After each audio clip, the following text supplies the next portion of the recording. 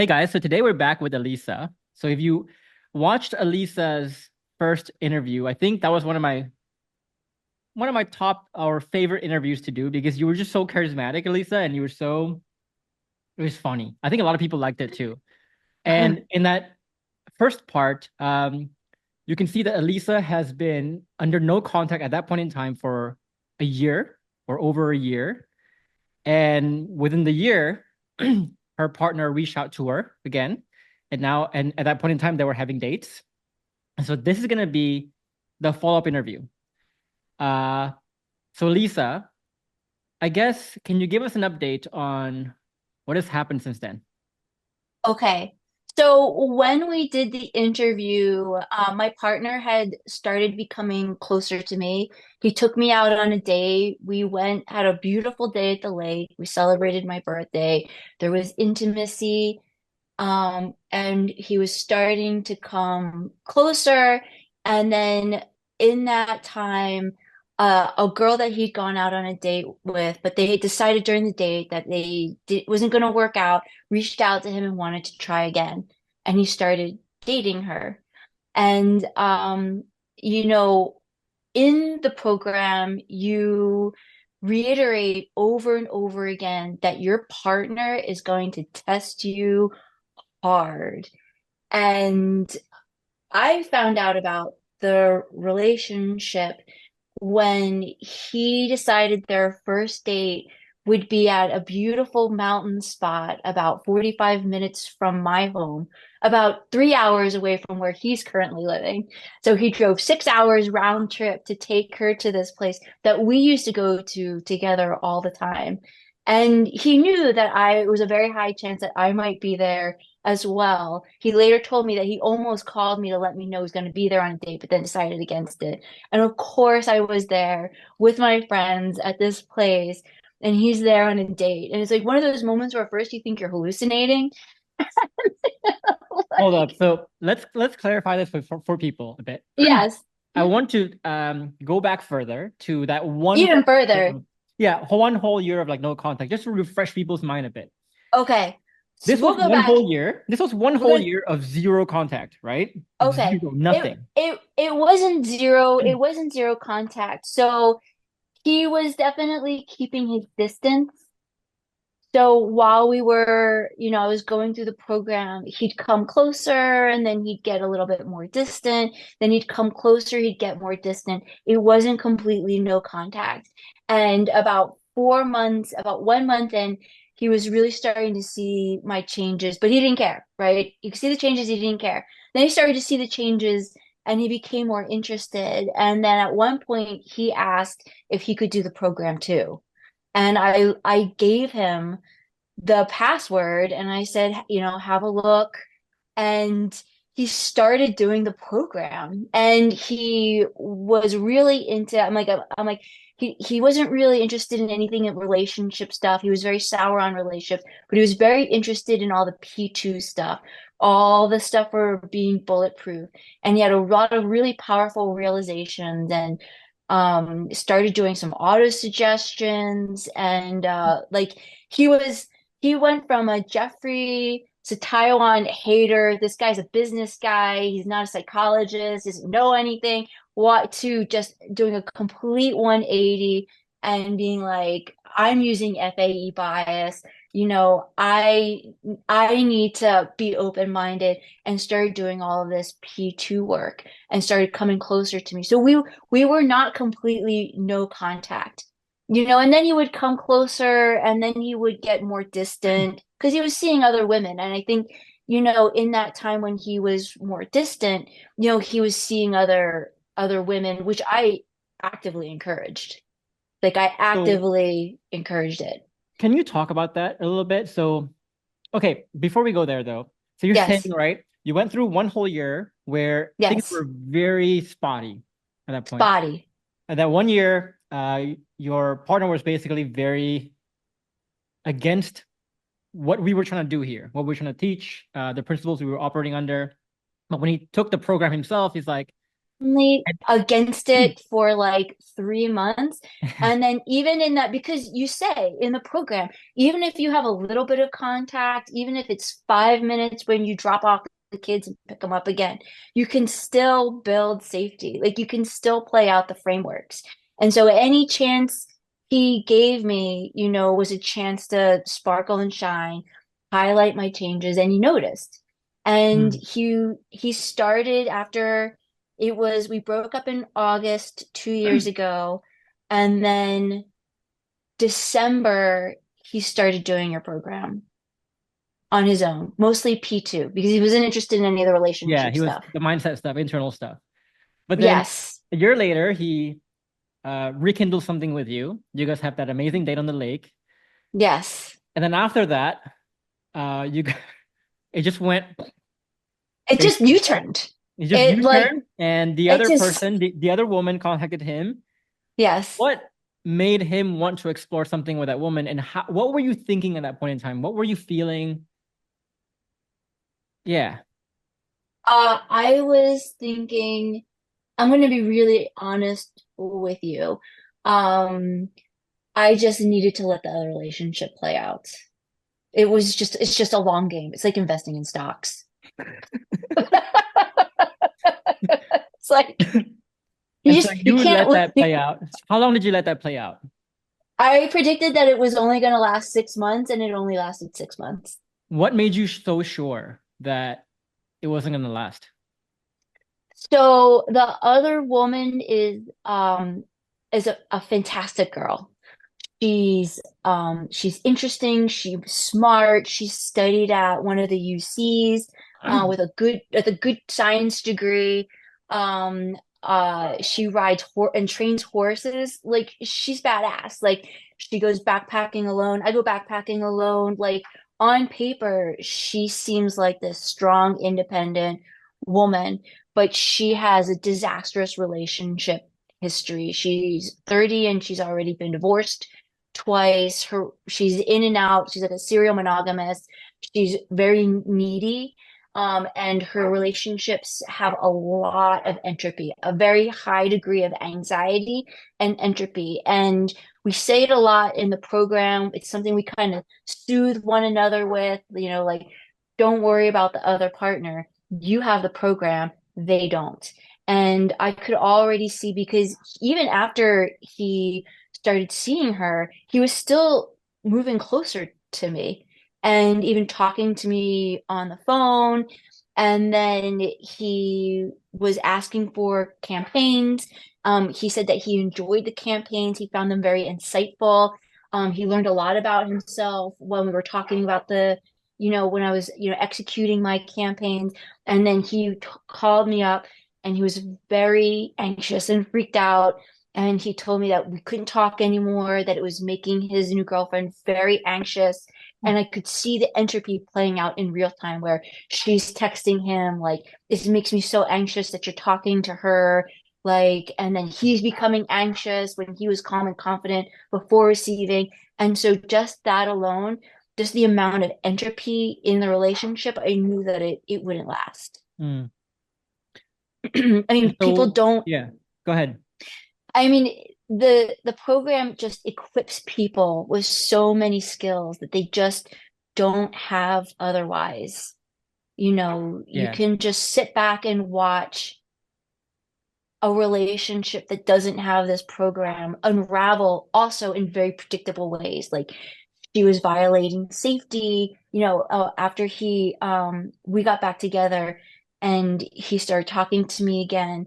She would violate safety in very predictable ways, where he would try to have a conversation with her, and then she would just like have a meltdown and start screaming at him, and then then he would withdraw. Like just very, Mm. very predictable cycles of safety violations and not being able to share. And then of course it just a relationship like that can't last. The So, shine wears off really quickly. so basically, um, told you let's not contact each other anymore. So he went all into that relationship. All in. But then when he went all in, that was when you noticed the entropy starting on their side of things. Yes. And so what ended up happening with that? So, so I mean, it's like being the smartest person in boot camp. It's like Forrest Gump. Like, I just do what drill sergeant tells me to do. Like, I just did the program. I just literally played out the frameworks of the program. So he told me that we couldn't talk anymore and please don't contact him. And so I tried to lean into the resistance, but it was too much. It was making him very stressed. So I literally just followed the program. I respected it. I didn't get angry. I stayed calm.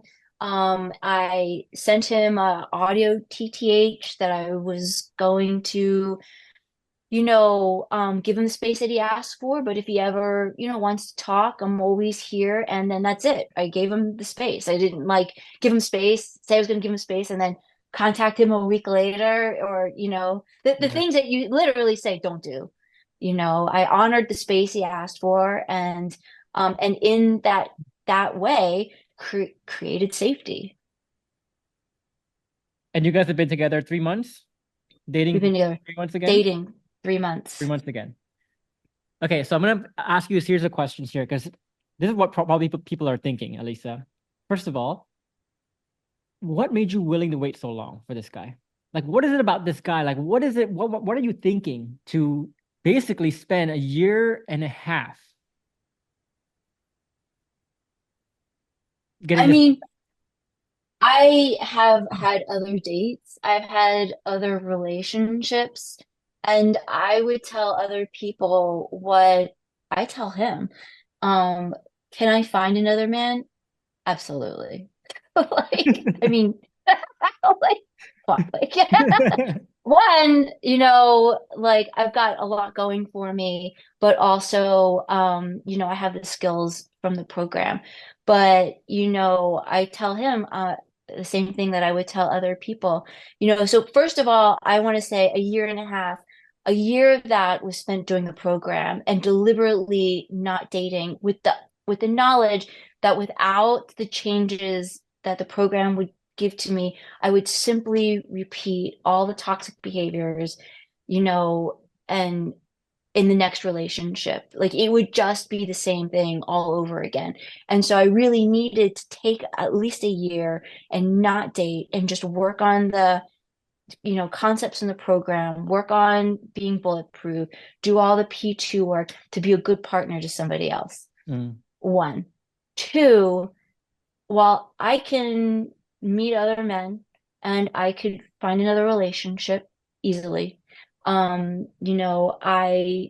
he is a very good match for me. We talk very well together. We're intellectual equals. He's very smart. He's also very introspective. He's very willing to change and try things like meditation, like your program. Like he's got a strong growth mindset, which I it's hard to find in a lot of men. Now with your program, when you build enough safety, you can kind of coach your partner a bit. But he's an excellent match for me. And I have told him that too, and he agrees. That's why he keeps coming back to me. We just need to fix these fundamental issues with how we are in relationships. And while I have changed and he has changed a little bit, he still plays out some of the same toxic things that are a common thread throughout his relationships. He has a tendency to be very avoidant. He finds safety in running away and avoiding, and it makes a lot of his partners crazy.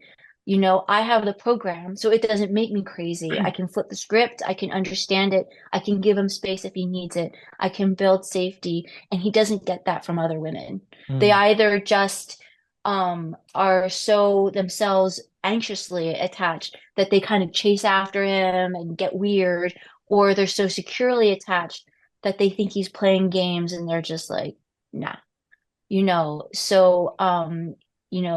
if he's going to be in a relationship, he needs a woman who understands, accepts, and can work with, his coping mechanisms, and I have the skills to do that now.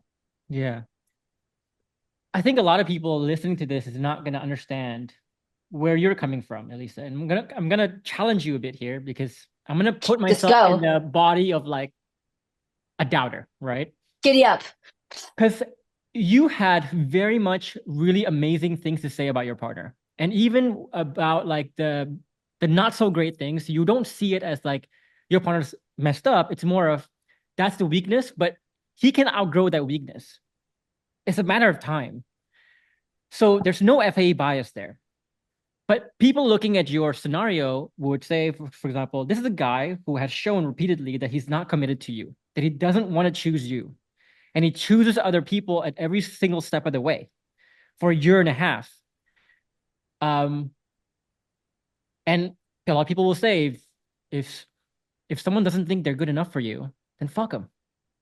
Right, right. Just move on. And in fact, they would And probably say, "What's wrong with her? Like, what's wrong with you? Like, just move on." Like, and I did date other people, and it was really good for me, and we talked about that. We talked about how we both found other people to date, and on the surface, they seemed like awesome alternatives, and like a new relationship is just definitely what we needed. Just start over, start fresh. And then you start like scratching the surface and you're just like, oh my God. Like, the one guy I dated ended up, he seemed like a really good catch. And then I realized he was an alcoholic, and it's just like, there's so many of these things. It's so easy to say, oh, the grass is just going to be greener on the other side. Like, I'll just go on a dating site, or I'll just go to a bar and we'll just meet other people, or even use a matchmaker, and it'd just be so much easier to start over. But it's not easier, right? It's the same amount of work. It's just a new person, a new set of, their own coping mechanisms, their idiosyncrasies. It's not going to be easier, right? And maybe it is. Like maybe, yeah, there are people in the program who have found people that were just more similar to them, and in the end ended up, I think, having good cordial relationships with their exes, and found new people to be with, and it was a better match. And I think that's fine too. Like, you leave a lot of room, but you also say that you really need to give your partner a chance, and leaders don't leave people behind. I think And my I realization remind is, myself go this, ahead, yeah. don't leave him behind, right? Like, take him off the battlefield with you, right? Like, Mm. we're not like, you're all messed up, you got shot, blown up later. Yeah. I I'm think it's a out. couple of I think it's a couple of things that I think about when because obviously I'm under the camp that like people should try to save their own relationship first before looking elsewhere. And I think a lot of people abandon their relationship too quickly. And I think the first dimension to this is, you mentioned also, Elisa, that you spent one whole year just doing the program and not dating and just saying, like, I need to introspect and really work on myself here. And I talk about this with Sabor a lot, which is, and encourage my team to do this, is I see life, right? Like growth moments in my life, it's not linear. The growth moments in my life happen under very few moments where life gives me a really, really hard challenge. All right. So it's when I was losing my relationship, my long-term relationship, that life gave me a freaking challenge. When I was laid off, for example, when I was like, I remember there was one moment when I was lying on the floor with my wife. I was crying on the floor because I had 2 weeks of runway left in my bank. And then I would probably have to go home and get deported, kind of thing, Oh and lose God. all my life here, kind of thing. So all those moments where things got really hard, those moments presented with me a fork, right? The fork was I can just say fuck the world, right? Fuck my job, fuck my employer, fuck them, whatever it is, and say fuck them. I deserve better. Or I can say, okay, I got laid off, I got rejected, no one's buying my shit, my business is not taking off. let me introspect to see if I'm a contributor here. So that question, me going like, let me see if there's a contributing factor here, if I did something wrong. Asking that hard a question allowed me to access levels of growth that I would never have accessed otherwise. And I think that was that moment for you when you decided, Yeah, like, okay, this relationship was breaking apart. You were trying to say, I am trying to get a higher growth by accepting what I have right now. And just before hand it over to you, right? I want to open this up because we're actually making a video about this tomorrow, right? And I want to do a screen share for once in my.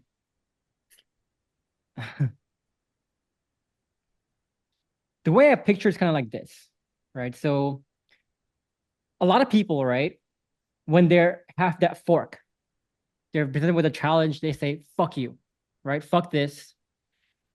And they get a little bit of ego boost. And so they go up a little bit. Maybe they get more confident, whatever it is, but that's it. You don't learn anything. You don't see anything. You don't see any of your flaws. You don't do anything with it. You're just kind of the same. Well, the one we take is more like this, where initially, yeah, it stings because then we're saying, okay, my wife wants to divorce me or my job laid me off. Now you have to take the responsibility that it's my fault. Part of it's my fault. And I have a lot of work to do to get somewhere. So in the short term, it's very painful. But then eventually you realize, oh my God, I grow so much, right? Now you have another fork. You do the same thing. And so this guy just kind of like gets a lot of ego boost and just gets the same thing over and over again.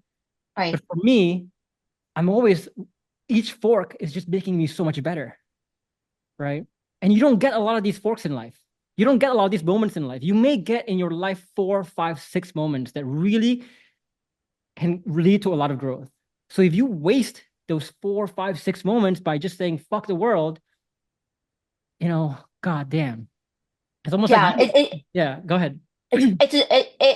him breaking up with me and ending our relationship was the worst and best thing that ever happened to me. It's the Like, same for me too, because Cass divorced me and all, and I yeah, tell her to this day, I'm like, yeah, sure, it stung in the short term, but like even then there's a part of me that was like, if I lean into this the right way, this could literally catapult me to some of the best possible like moments in my life, which I'm experiencing to this day. And I tell her, I'm like, Cass, thank God you divorced my ass. I am so fucking eternally grateful to you. yes, yes. Yeah. And it's he, even today, we just reached that like 3 month mark, which is often kind of like relationships will go through these phases and it can get kind of weird at the 3 month mark.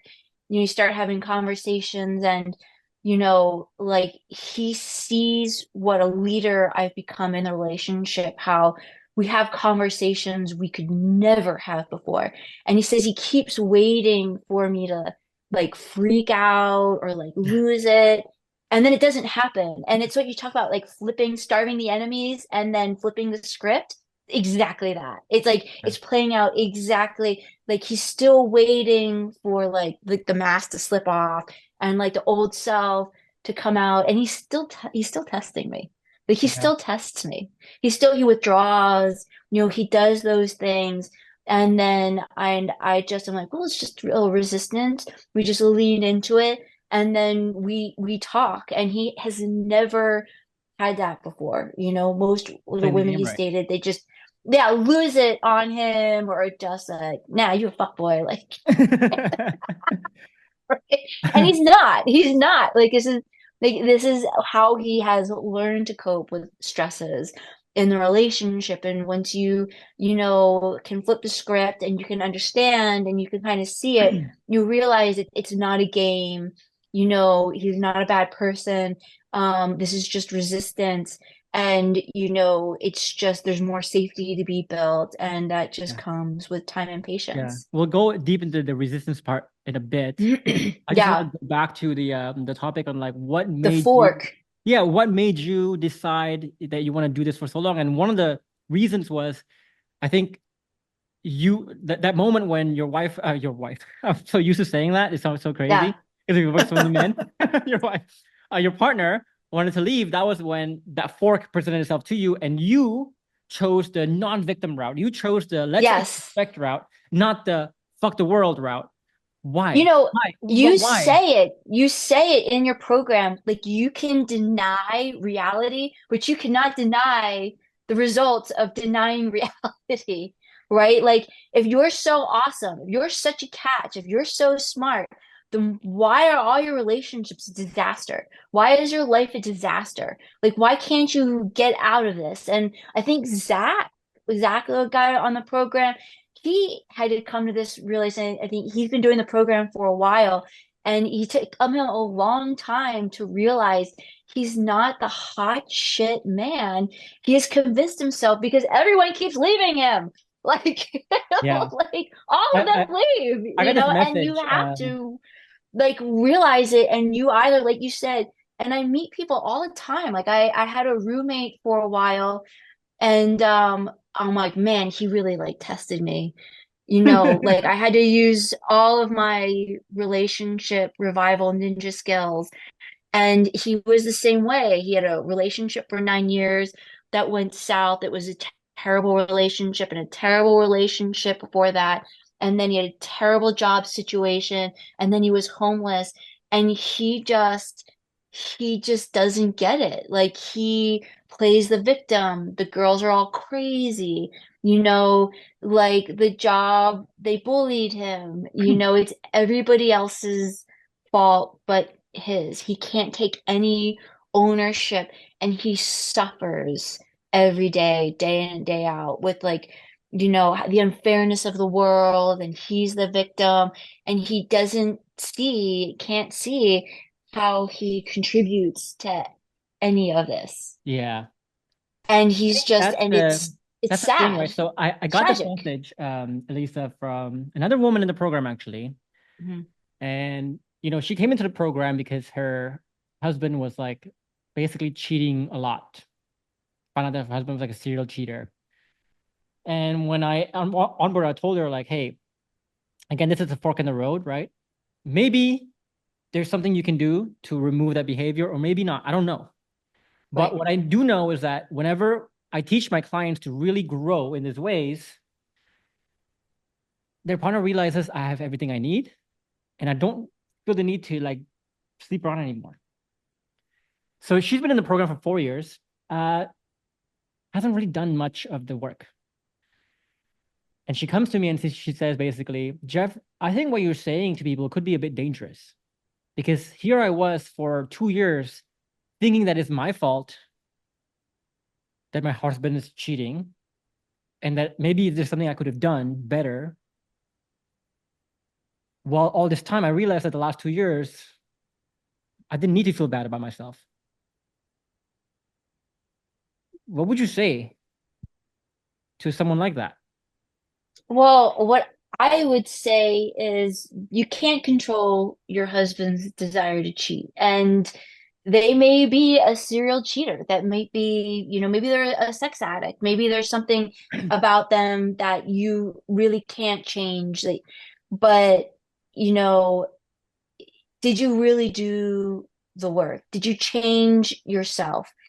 You know, did you change the way you see infidelity? I mean, I see this a lot. Like I have a friend whose wife is a serial cheater, and she cheats in like weird ways. Like she cheats, like she has like, weird sex, like, puts on lingerie and then a trench coat and boots and then goes to their door like not wearing any clothes, like, is acting out stuff that they don't do. Mm. And like clearly there's something there. Do you know what I'm saying? Like clearly she's acting out something that she needs outside of the relationship, because they don't do that. They don't do any kind of role playing or anything. Um and his whole thing is that like she's toxic, she's a cheater, she keeps doing this, but then I see the way he is, and his weirdness and how he puts her on a women on a pedestal and wants to like worship them like goddesses. And I'm like, I don't think she wants to be worshipped like a goddess. I think she wants to be spanked and have this, like dirty. And, I think you're not really asking her in an open-minded way, like what do you need? Like, to feel like a sexual, wild, woman, and it's probably not being placed on a pedestal and treated like some Madonna. Like, I don't mean Madonna like the rock star. Mm. I mean like Madonna as in like the mother of Jesus and like worshiped. Like, I think she needs something else, and he can't bring himself to Yeah. have these conversations and explore this with her. And if people could just remove the judgment, the FAE bias, and just have an honest, non-judgmental conversation with their cheating spouse and be like, what is it? Like, why? Like, explain it to me. Like, I'm 11. Like, Yeah. break it I think down. Like, I'm not judging, I'm curious. I think They there's could get so much further, but in order to do that, the only way you can do that is that PT work. I Like, think so. you're gonna have to hear some things you probably don't want to hear. I think so. And I think when it comes to relationships, there's really a few events that can create those forks in a way. When your wife wants a divorce, for one, another one is cheating and affair. So Hmm. what we're saying here, I think, is, and what I would recommend people do is when you're in that fork, especially in the affair fork, that's the moment when I think it doesn't hurt to just pause and go, sure, my partner is cheating. Sure, it's a bad thing, but what was my contribution to this? And I'll give you like three Right. examples here, right? My mom and dad is a great example. Uh, I'm not gonna go into whether there's infidelity there or not, but what I do know is that they're each convinced that something is wrong with the other person, right? But I'm the third person viewer of this, and I go, okay, yeah, my mom doesn't really listen. She's not very present, which drives my dad nuts. But I also understand why she doesn't listen and is not very present around you. Because you tend to get angry at her a lot, dominate her too much, say a bunch of stuff that she doesn't want to hear. So she has learned to tune you out. I get that. And then my dad is aggressive. But then I also look at my mom and I go, yeah, some of your behaviors would drive a lot of people nuts. So it makes sense why he's also angry. But if their narrative and their conversation can go away from what's wrong with you, what did you do to what was my contribution, I think they would have been a very different place right now. But the conversations never align, never is good because they keep saying the other person, they keep playing victim. Right. And you brought like a really good example of like um how you say, okay, so yes, there's something wrong with this person who's like a serial cheater, but I also see how you are because I also see that too. Like Sabor, as a coach too, you also see this where we only often see the story from one side, Yeah. right? And a lot of men will say like, "Oh, my wife is abusing me. My wife is doing this. My wife is doing that." And then we talk to the wife, right? And I'm like, Right. "Wait, I see issues in both sides here, right?" Um, and so I think like if you are facing an affair, a lot of people will say like, "I don't care. Affair is wrong. Affair is wrong."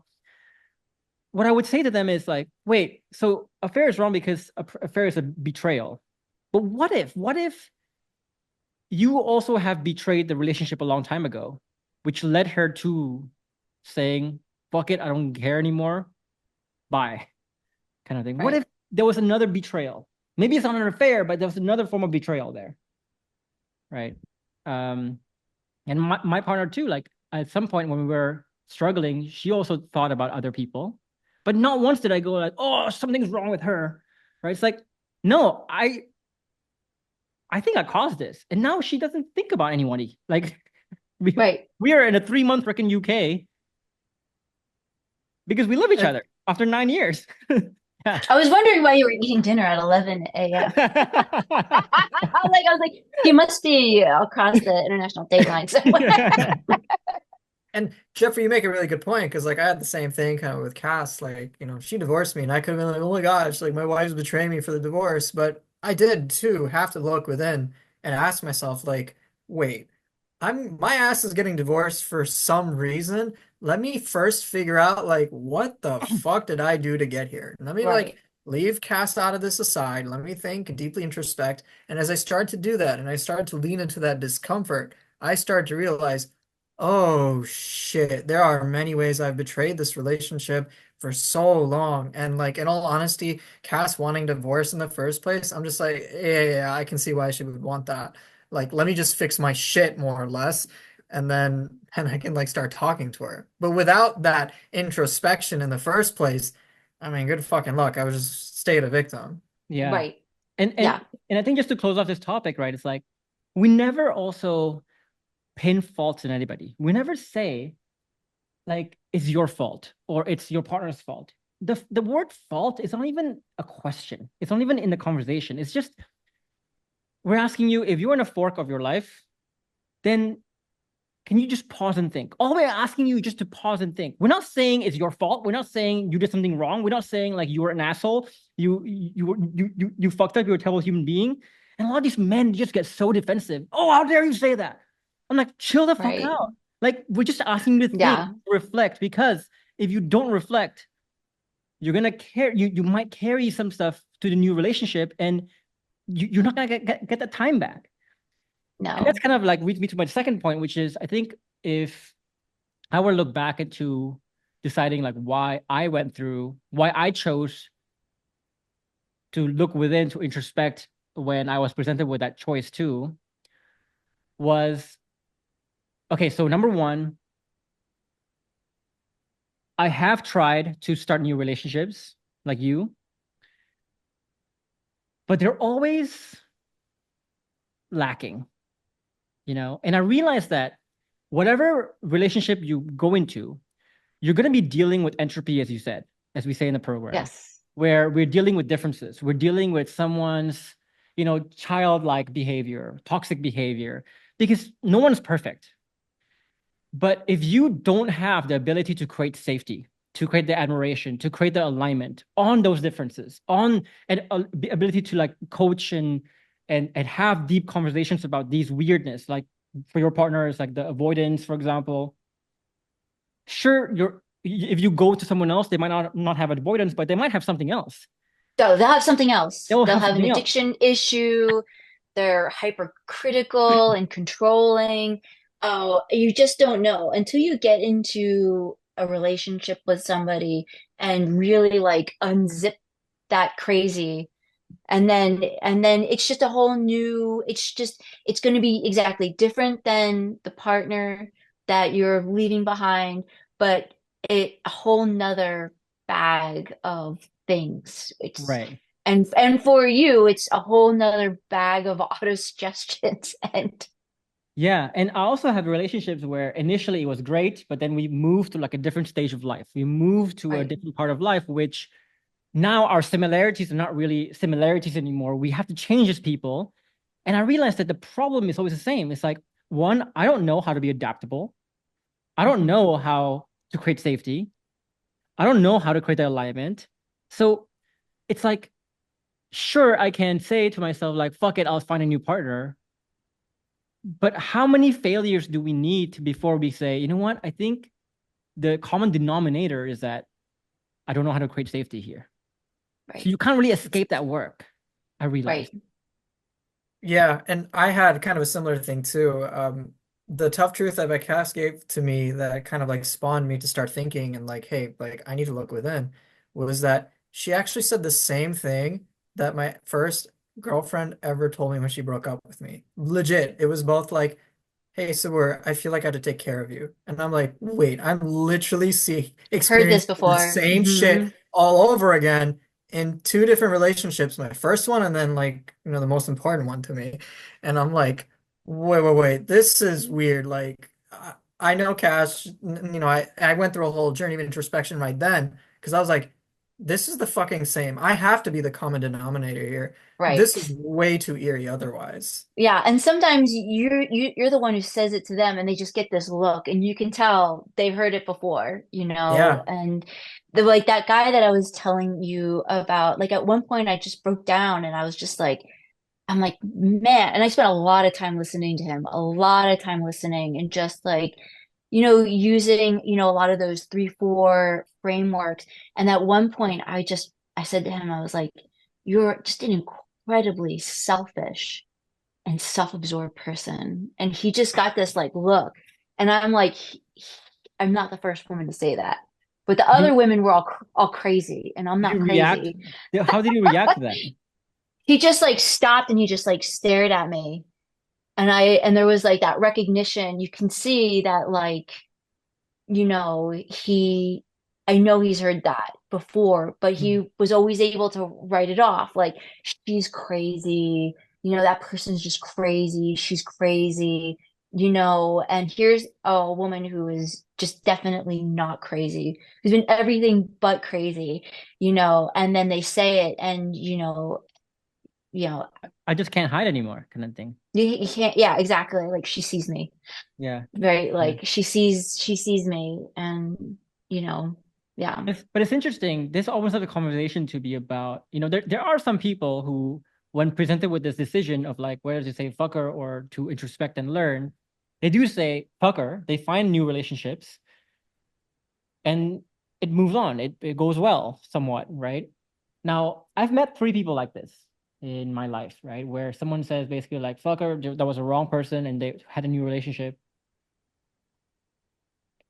Here's what I can say, right? I've never seen one relationship, and I could be assuming wrong here, but I've never seen one relationship where it's actually a self-actualized level relationship.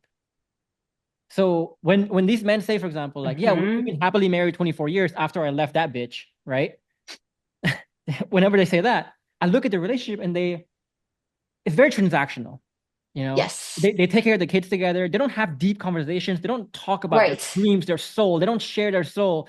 They don't have that deep emotional intimacy.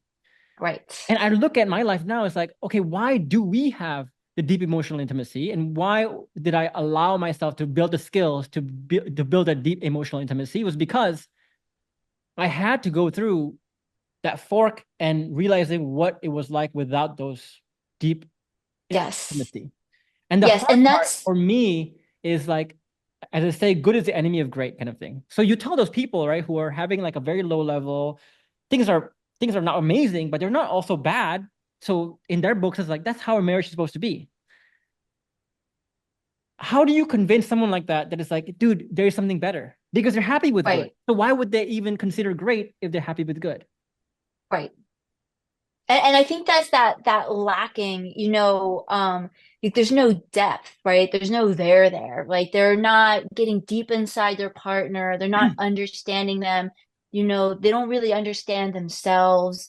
Like you said, like, life is very routine for them. They're not fighting. They get along well enough, but it lacks that kind of like top of that pyramid, if you Mm. will, that Yeah. transcendence where, and that's the one thing that I think keeps me and my partner coming back, is that we love that. We love exploring how we think and feel together. We love exploring, our dreams together, and we encourage each other to grow. And that was one thing that I was really struggling with, before. That was that breaking point where you talk about where, our lives are changing, we're growing, or at least he's growing. I mean, it's a very predictable pattern where people are entrenched, right? And then the one person starts to become more independent and starts to kind of branch off, like, hey, I think I want to go to college, and then I think Mm. I'd like to go to grad school, and that might take me to another city. And the other person's going like, no, no, no, like,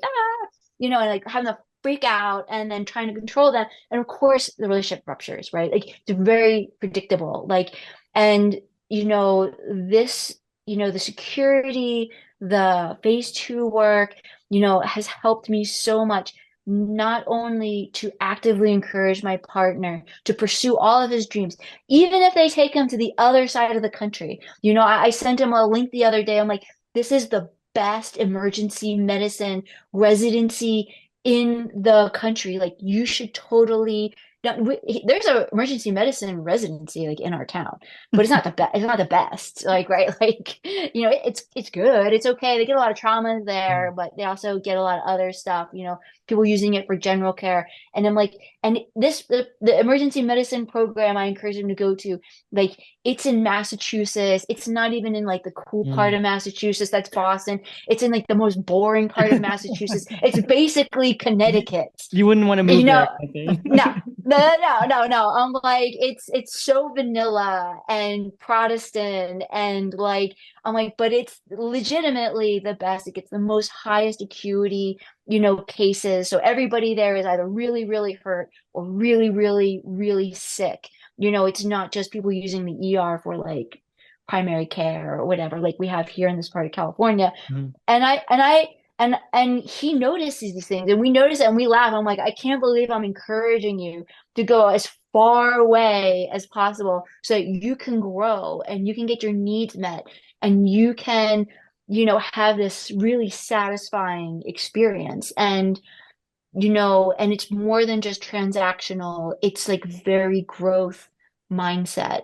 Oh yeah. It's a Yeah. whole world of difference. And It's I mean, go ahead, spill the beans. How amazing is it now for you it, to be it in this feels position? great. It feels great to be able to actively and you mentioned this before in the program, like, and that's also what really made him sit up and notice. It was sort of along the same lines. Like, I encouraged him to date other people. He wasn't really sure about monogamy. I encouraged him to pursue open relationships, not with me, but like with other women who also wanted open relationships, and he did. He and I don't mean like, okay, if that's what you really want to do, like, Like, it's please fine, it's do. fine. Like, Yeah, Yeah, like if you feel like go go. you for need it. this, go. Yeah. Right.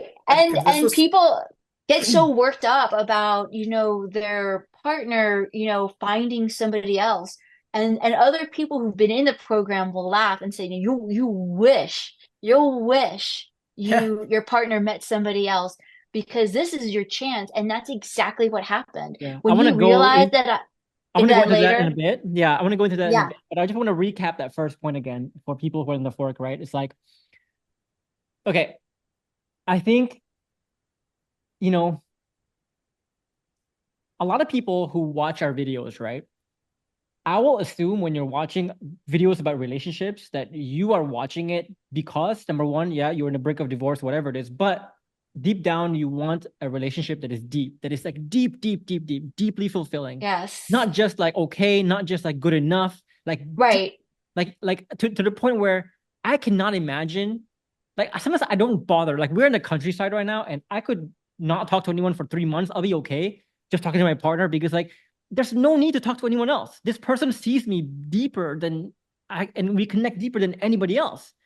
Yes. Now, so if let's say you get offended when I say like, oh, when you're having an affair, when your partner's having an affair, just look within. When your partner wants a divorce, just look within first. If you get offended by that, first of all, what are you trying to prove exactly? So you say, for example, like, oh, like some people comment very long things. Oh, my partner is the asshole. Let me show you why. Okay, you told me all that for what?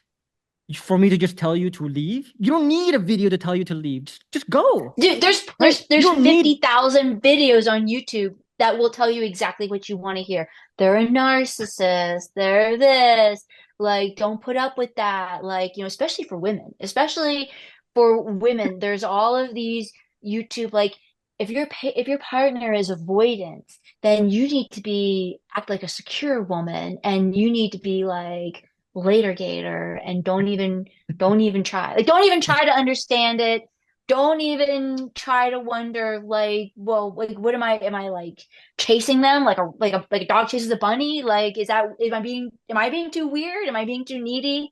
Like, do I need to grow and not so that I don't feel the need to chase? Or, what am I doing to even just attract men like this? Like, what's Yeah. wrong with me? Yeah. But I was right? going to say too, those moments when things are very painful like that, treasure those. Don't pick Yes. the wrong choice, because if I ask myself now, why again do I care so much about self-actualization? Why do I know that? Why do I know how to create that? Is because that moment taught me the value of it, right? Like I would never have even wanted to learn skills how to create a self-actualized relationship. Like, why would I even want, like, in what part of life would I ever go, like, hey, sure, my life is good enough right now, but let me become great. Unless Right. something really shitty happens. It's just, life doesn't give you that, right? So No. if you want that, like, if you want to learn the skills at like super high level like that, you need to look at the right place during this moment right here. Because again, you're not gonna get a lot of these moments. You're only gonna get two, three, four, five at the most. No. Yeah, like you said, maybe a good, like maybe four. I think I've had like three, Yeah. really these moments where you're like, wow, I'm out of work, I'm homeless. Like, It's like, how yeah, did this happen? How did this, wow, but it's like, nobody why? loves me. Like, It's like I ask myself too, like, why did I want, like, because I talk to a lot of people who are born in rich families, who are born in successful families, happy relationships, whatever it is, and they just don't have the same ambition mm-mm. that I do or someone else, someone of my peers do. And I realized, like, it's because you didn't grow up broke. You didn't know how that pain felt like, so you never felt bad, so you're okay with your good. And if you're okay with your good, why the fuck would you go try to go great? Because it's hard to be Right, great, right? right. But if And you these were people me and are you felt the pain of being right. broke as a joke, you're not going to be settled with good anymore. Right. And weirdly, conversely, these are all the people who are like, I have an anxiety disorder. I have ADHD. Yeah. I take all these medications. And I'm like, for somebody who on the surface has really like no problems and no struggles, you're like, you know, weirdly neurotic. And then the rest of us who've had all of these weird challenges, like you said you were going to get deported, you were broke, like I've been there too. Nobody's ever tried to well, no, I actually did get deported once from Laos in South Asia. Never Oh, mind. yeah. And I was broke. Actually, it did happen. But I went in my 20s.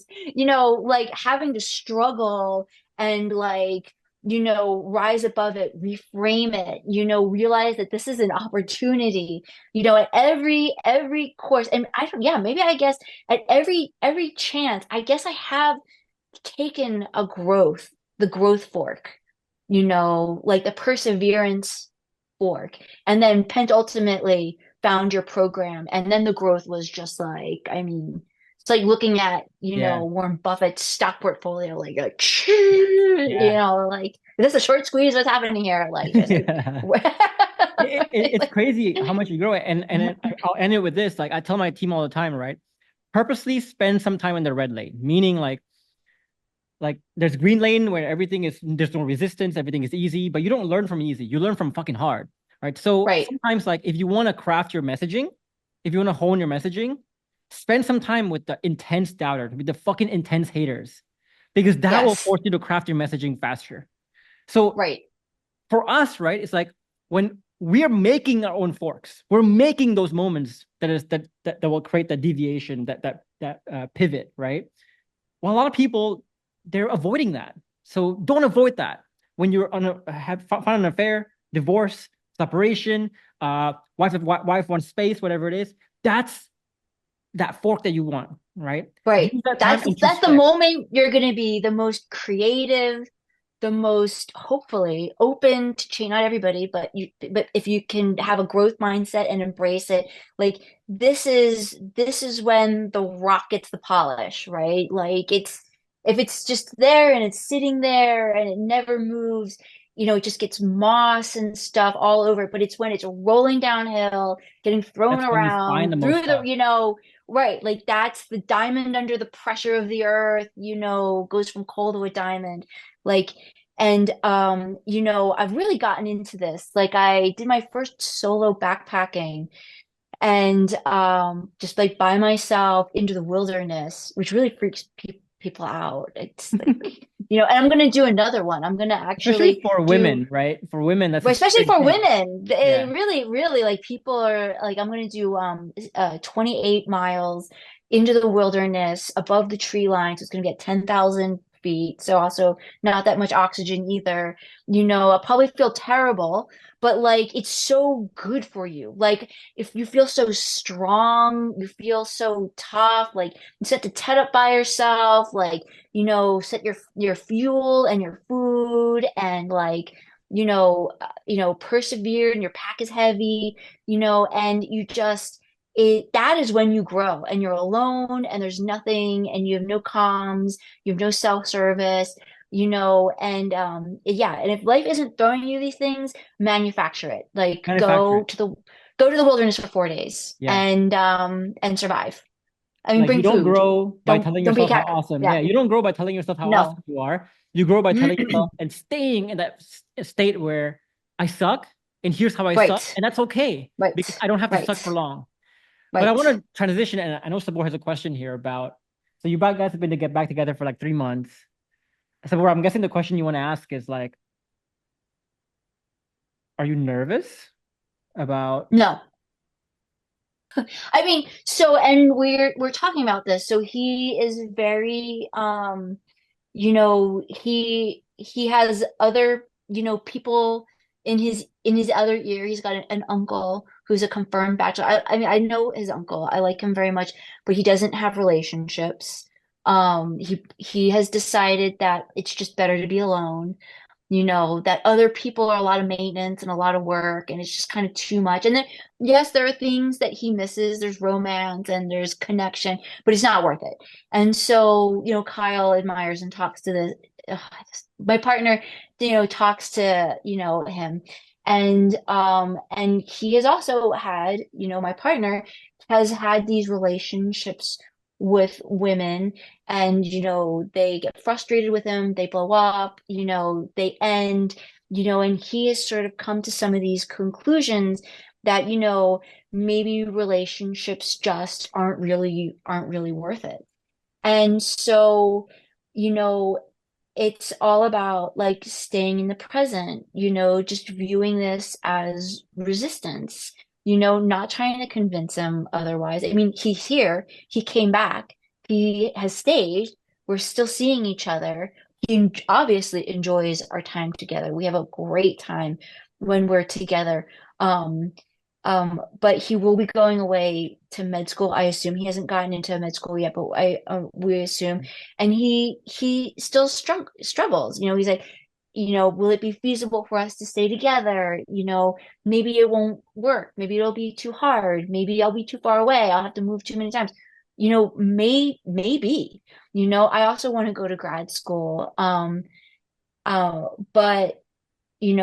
for now, I try to, address those concerns or explore them. Like, why don't you think it could work? I mean, people stay together during med school. Like, there are people who move through med school as a couple, married couples.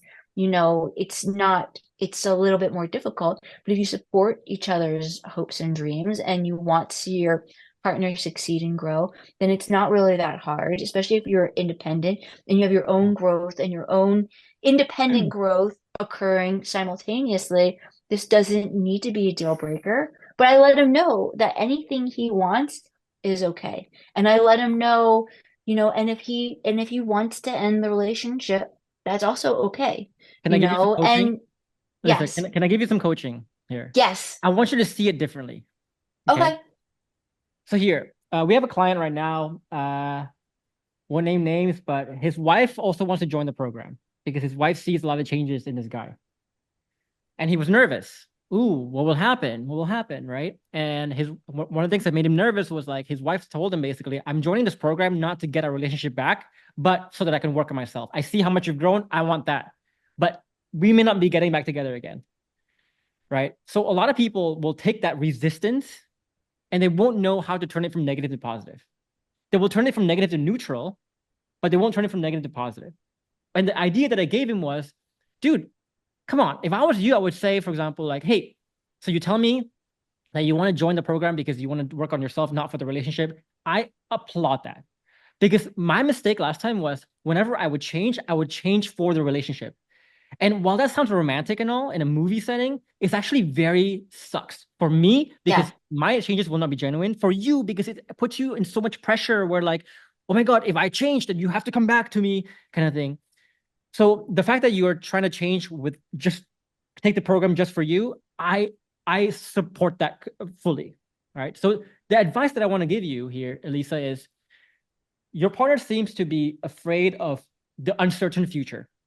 But one of the Yes. best things you can do is to show your partner not just how we can work through it, through these tough moments, but why these tough moments can actually be unique, can actually be fun, can actually be different, it can actually be Yes. better. It's not better or worse. It's just different. It's a different path. For example, right? Right. It's an Uh, adventure. it's an adventure. So, for And example, for me, my biggest thing was always been so I know that my wife is in the next room. I think she can hear me, but she knows this. I knew that when I first got with my wife, dealing with her family was going to be a fucking nightmare, right? It's just going to be a difficult family. right. But what she did a good job of was telling me at that point in time, it's different, but let me show you why it's going to be more fun, right? So if he's worried about long distance, show him how long distance can be actually be more fun. Yeah, and I've done that. I'm like, I think you might do really well in a long distance Yeah. relationship. That sounds actually kind of perfect for you, like someone's not in your space all the time. And I can come and visit, and explore the area, and then we can get together, in the evenings, and it won't be too disruptive to your studying. And like that sounds like a great time. Like you're gonna move 16 times in the next 8 years. But Hell think yeah, about let's this too, bring it. right? Think about this too. How many couples who are not in long distance? Because I know um one of the best feelings when you're dating at that point in time, right, is getting excited to see the person again after not seeing him for 2 weeks, a week sometimes, Yes. right? Is that that the anticipation. If you're not long distance, you don't have the anticipation anymore. But the fact that you're long No. distance, think about you get to feel that anticipation that no other couples can feel just because you're long distance. And that's another example of Yes. how you can turn it from negative to positive, right? You see it very differently. You have a different paradigm in which you view it. It becomes fun. Yes, yes. But the resistance has changed. He acknowledges that he actually probably would do really well in a long distance relationship. Now the resistance is, he's done this thing where he has a clean start like every 5 years. Like he like jettisons all of his friends, jettisons his old life, and then has a new life and a new clean slate. And he thinks maybe he might want that, like no baggage, no Lisa, goodbye, new start, new city, new world. And we just need to like explore this. Like, like what, like, Oh my God. and so Don't I have a there's so story for you? much to unpack. I have a story Like, here. Okay. I have a story here. So I'm gonna uh be very vulnerable here on this one. Um so I had like a decision moment about a year ago or like 6 months ago, I would say. And I'm very clean with Sabor on this. It's like Yeah. I actually wanted to stop the business. oh, One of the reasons why is because I'm a kind of guy, Elisa. I like to start things. I like to build things from the ground up, but I don't like to build something that's already built. And that's always a pattern in my life, right? Whenever I would play video games, for example, I would build it, but then once my character is good or whatever, my city is good, I'm like, I don't want to play anymore, right? With a job, I always took jobs that was always involves me turning it around. But once they got turned around, I'm like, I don't want to do it anymore. I want to go. boring. Yeah. Right. So here was the same thing. And so I was faced with that decision. Like, I already built this business. It's boring to me. I want to start something new. And I told them like I was going to do this, I was going to do that, whatever. But then my wife told me something different, which is like, hey, you all your life, you always lived one way. You always saw the benefit in building something, turning things around, but you don't want to maintain something that's mature. Right. So let's try to explore the other side. And what is the fun part about maintaining something that's mature? And now, obviously, we're still here. I'm like, yeah, I see the merit. Now I'm like, I understand why this is fun too. It's a new skill. It's a totally different It's a new skill. skill. It's a new adventure. Right. It's a different life, which I like. It's just different. It's an adventure. Right. Yeah. The main, yes. And that's, these are the things that we are just, exploring. But I'm not tethered to an outcome.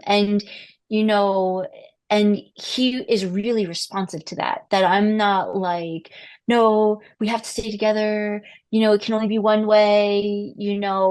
And so I've like suggested, various things. I say we could do this, we could do that. Like I said, you know, and the fact that I can do that, like he's like, we might not stay together, and I'm not freaking out in and of itself is flipping that script. And it would be the challenge for him. Like maybe, it's not a bad thing to, you know, bring something with you, souvenirs from your past into the new world, the comfort, because, he does have situations, he has a bad day and he really needs to talk. And I'm there and I'm like, was I a good listener? He's like, no, you were a great listener. And I'm like, you're gonna have a lot of bad days at med school. Like, I've never been to med school. My brother's a doctor. He went through med school. Like, there's going to be, and then clinicals and residency, there's going to be a lot of bad days. There's a lot of personalities. It's very hierarchical. People pick on each other. There's going to be a lot of, you know, opportunities for your ego to be steamrolled. It's very uncomfortable. It's very stressful. And, you might want something from your past, something comfortable, someone to call, someone who understands you, and not be just like swimming out there alone. Yeah. You know, they So I maybe actually want to, try it. And if you don't like it, we can stop. Like, right, like, and one thing I want to make yeah. clear to people who are watching this, even despite Elisa's, say, concerns, her uncertainty and things like that, you may notice she is still investing in the relationship no matter what. She's still planting her seeds no matter what. And Yes. so, Elisa, one question I might want to ask you as well is, sure, your partner may not be the perfect product, so to speak, but after you have grown, your self-efficacy with the program, what has caused you to basically keep investing in this relationship when there seem to be so many different challenges on so many different levels? Can you speak to that? I mean, I keep investing in the relationship. I mean, I'm committed to the processes in the program. I mean, that is what the program, it's not about outcomes. It's not about getting people back. It's not about manipulating people. It's about being invested in playing out the processes. And this is somebody I care like deeply about. We have a lot of history. We've had a lot of really loving moments, a lot of special moments, even now, like when we're together, we have this lightness and this playfulness, and this intellectual connection, and, that we don't get anywhere else. And it's like Right. it would be easy to say like, oh, it's like we're just having a lot of like these heavy conversations about the future. One, the conversations aren't heavy, which is a Fun. huge change, because usually Yeah. those conversations are heavy for couples. Like, oh no, we might not stay together. Like, oh yeah, like, I don't know, we'll see. Let's see how it goes. Let's give it a try.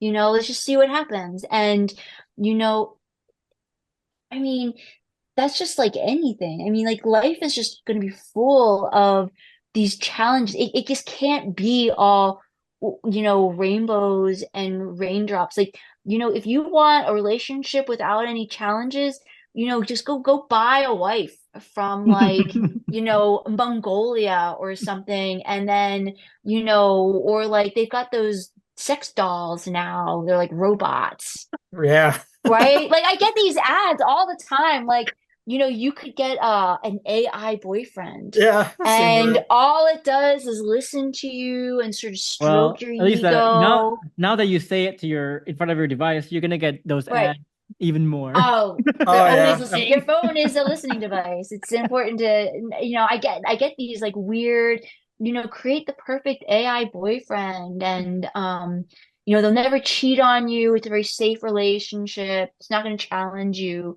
right? Like you're not going to have anything to work through. But like, I mean, is that really what life is about? I mean, I think Right. maybe, and I think that might be the issue, like it's weird because I have all these books in front of me, stacked up. And one of them, it's just staring me. It's the book that's right under the phone. It's called The Comfort Crisis by Michael Easter.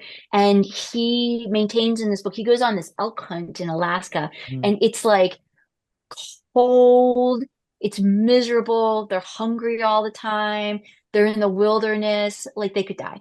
Like for reals. It's a lot. And then they find an elk. It takes a long time to find an elk to shoot it. Then they have to shoot it. Then they have to do all this work. Then they have to carry it. Like, do you know how big an elk is? Like 400 pounds, But right? that's the They're thing. dragging this. And it's like, and that's But the it, thing. People are but I want to say, oh, yeah, but I want to say this, right? It's like to what you're saying, what you just described, like this whole hunting experience, to a lot of people Yeah. is like, oh my God, what a fucking chore. But to Yeah. them, that's fun, right. right? Yeah, And so what I want to say to people is like, if let's say, if you're one of those people who say to us or whoever to yourself, you know, relationship you have to create safety, you have to create admiration, you have to like get through resistance, you have to listen to them, oh God, you have to then listen to you're your not meant to be in a partner. relationship. Like Right, like you just you're basically saying I don't want to be in a relationship because that's what it right, is, right? right.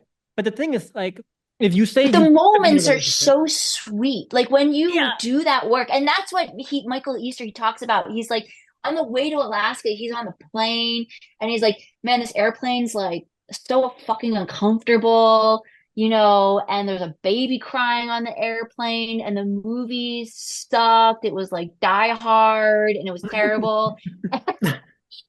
After this elk hunt, he like gets on the plane. He's like, I've got a seat. yeah. Like, there's a baby crying. I'll hold the baby. He's like, I went to the bathroom. There was a flush toilet. I got to wash my hands. A movie was playing. And it's like, when you come through the other side of this work, like those sweet moments, they're so much sweeter. Like, when you're holding hands and you're connecting and you finally understand your partner and you're not frustrated with them for their like idiosyncrasies. You understand them deeply. And then they're responding to that and they're appreciative and then they're laughing and they're like, wow, I can't believe we're having conversations like this. Like it is so rewarding. It is so worth Oh it. yeah.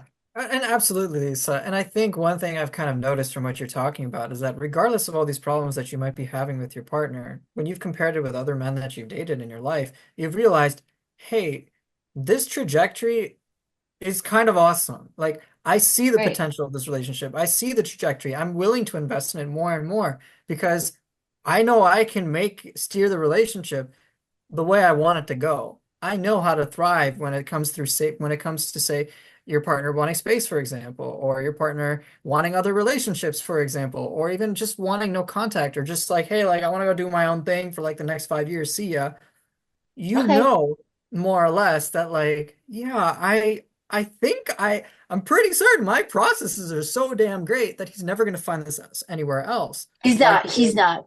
in his Eh, previous relationship, as you so right. described. Oh, she did this, she did that. So that kind of transitions me into another question, more or less, is that, your partner has wanted space. He has found a new relationship. He's requested no contact from, Multiple relationships. right. He's been through all of that. So can you Yeah. speak a little bit more in depth about how the program has helped you overcome that? What are some of the specific things that you have learned? So like stonewalling, for example. I don't know if your partner ever, how much your partner Oh, does with you, tons of but tell stonewalling. tell people who are watching this, like, how have you learned to thrive through that?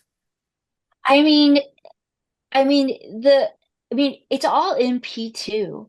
I mean, it's you do the work, you do the reframing. I mean, you don't think like sometimes I get anxious when he like withdraws from me? No, but I just go back to the program. I just go back and I just do the processes.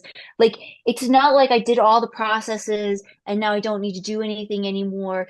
I still have to like revisit. I might have to revisit an auto suggestion, and you mentioned this, like you might not have to do everything every day when you really do have done the work and you're 2 years after the program, because it's been 2 years now. But like Crazy. you might have to like revisit, this aspect, or like, I actually still do my little process wins. I write my process wins. Like, no, I do. I go PW1. And then I'm like, did not lose my shit, like was able to reframe, like PW2, right? Like we used to do when you're like in like and you're like tethering. Like I have to, like I continuously, untether from the relationship and retether to the processes. But he notices and he can tell. And the one thing that when he came back, the other woman that he dated, like she really on paper is just like, an outstanding woman, but she's always been rich and she's always had money. Her parents always gave her lots of money, horses, land, whatever she wanted, you know, very neurotic, a lot of trouble coping with the stresses inside relationships. She would have these like meltdowns, like, he would share something about himself and she would just attack him and like would really like just absolutely have an absolute meltdown and then come back and she would be like, I'm sorry, thank you. I really need to know that you love me unconditionally. Would you talk about like there's no unconditional love? Like this is a fantasy, like maybe in a parent-child relationship, but in a romantic relationship, it's completely like it's toxic. Let's just So use dollar let's But term. I want to, But like I back do the want one to, thing, let me just yeah. finish one thing. So, well, what he said when he came back to me was he's like, the apologies, the constant apologies. He's like the things that she was doing. He's like, I tried not to let it be like a dark mark in like the ledger of our relationship. Mm, But he's like, what I really needed to see is not a perfect person, but I really needed to see someone who is capable of change. And that's what he sees in me. And that's what brought him back, yeah. is that I'm not a perfect person, but I've demonstrated that I have the capacity, the capability to go through the POS, the process of success, and like come around and then okay, make a change, be a little bit better the next time. And he's very perceptive. And that I think ultimately is what has attracted him back to me. Yeah. I think just the takeaway for people on this resistance portion, because like we always say resistance comes in a lot of different forms here. It can be in a passive form like stonewalling, it can be in an active form like anger, or stoic form when your partner says it's not you, it's me. I'm going, here's why I'm going, whatever it is, it's why we're not meant to be, we're not compatible. I don't know what. But you mentioned something very interesting, Elisa, which is it's all about how you one internally reframe it out of being a threat into an opportunity, and then how you respond back to that. Right. So, it's funny because when I get a resistance, right, when a partner stonewalls me, for example, that is actually the lack of expression is actually the best expression in itself. And if Yes. you really look at the lack of expression, you can really look at that, pay attention to what it means. You can actually respond to stonewalling. And a lot of our clients have. So when you get stonewalled, for example, hey, I can see you don't want to talk right now. And I totally understand why, because in the past, here's how I talked and here's how I presented things, here's how I made you feel probably. Even that can be an opportunity to plant seeds, kind of thing. Yes. But whenever your partner resists, your partner is actually giving you the most honest, the most raw, the most unfiltered feedback, expression of what he or she is actually feeling at that moment. If you take that resistance and you tell them that shouldn't happen, I don't want that to happen. If you treat it like an inconvenience, your partner will no longer have those resistances. Your partner will still have them, but now she'll keep it inside herself or themselves. Yes. And that's how relationships break down. It festers when it's not expressed. And that's why a lot of men get fucking blindsided. Or women get fucking blindsided eventually. Both. Yeah. Hey, Both. I got blindsided by divorce, so Did oops. you? Yeah, I did. But it I totally requires did. a mindset that's very different. And I like what you said because it's a very much much more enlightened view of relationships in general, right? It's like you don't see relationships like a lot of men, they want their relationships to be drama free, which means that don't bring up your bad feelings, don't bring up your resistances, don't bring up stonewalling, don't bring up what you hate about the relationship. Just fucking deal with it, appreciate what we have, don't bring up any of that drama, right? You are treating your relationship like as if it's a property with no feelings. It's a machine with no feelings because your partner has a lot of feelings.